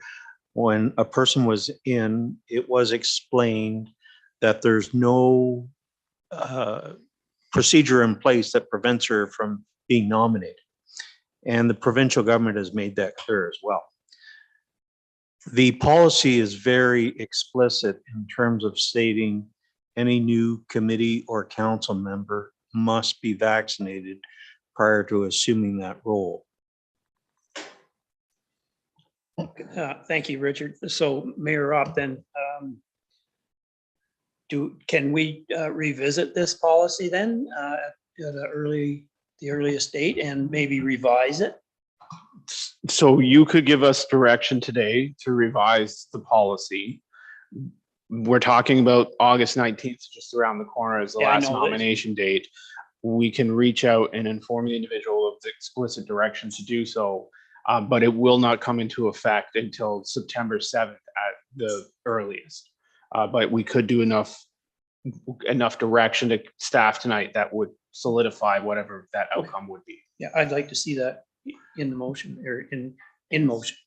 So through the mayor, could I ask you to refine that? Is it to keep it with the testing option, or is it a complete repeal? Well, repeal is the whole policy, right? Repeal would be the whole policy. I still want to respect other people's opinion, but I think maybe just the testing if she's, and then you can go from there later on. So my only question is, I want to make sure we're doing this because we want to change the policy, not to appease one person.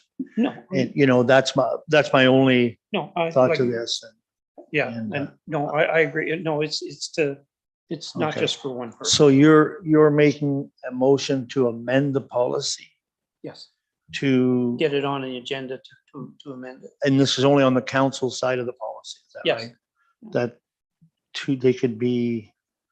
they could come in, but have to be tested the way a current counselor is. Mm-hmm. Yep. Is that good enough for the motion? Yes, thank you, Worship. I think I have a fairly clear understanding that this would be my understanding, and I'll verbalize it, is that the part of the policy that refers to the requirement for new members of council or committee members to be vaccinated, that part, section 5.4, would be removed. That's the way I take this. Just that part, just that.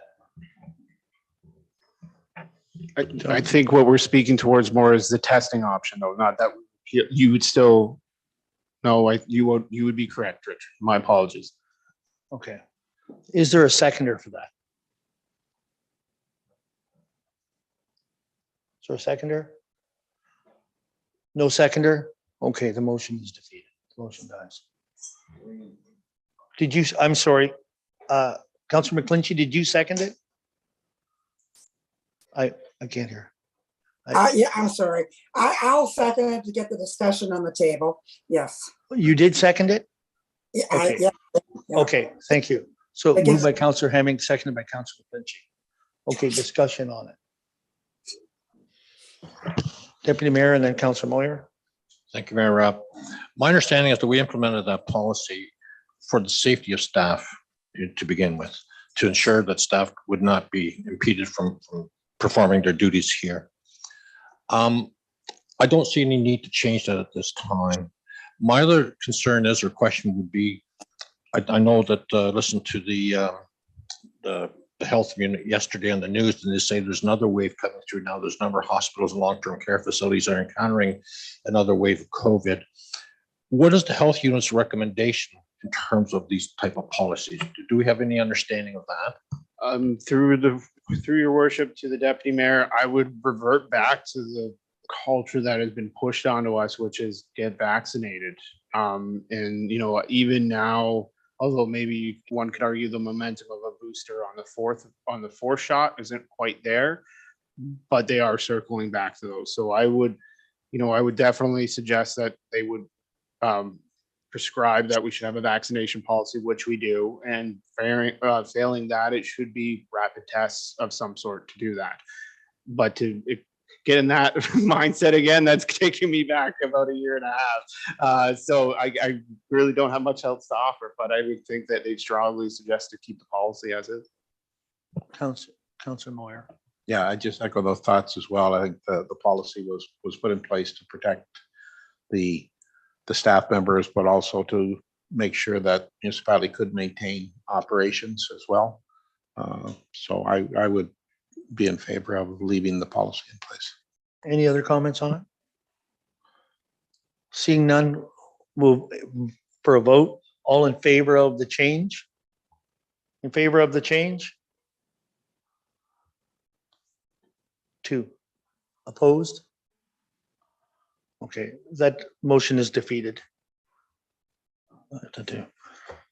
Okay. No other motions on that? All right.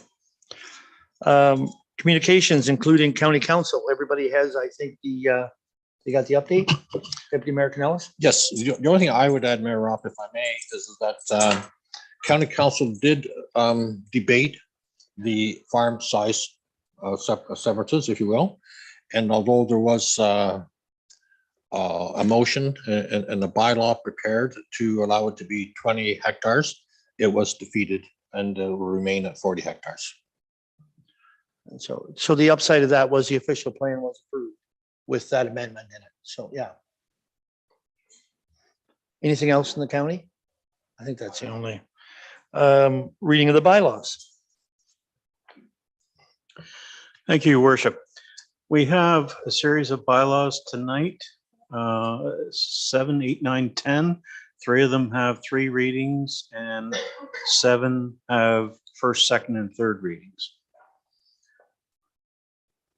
Motion to first, second. Councilor Moyer, Councilor Nickel, all in favor? And third and final on those? Councilor Keogh, Councilor Hemming, all in favor? Carried. We have to go into closed for litigation or potential litigation, including matters under administrative tribunals affecting the municipality or local board. Need a motion to go into closed? Counselor Keough, Counselor McClinchy, all in favor?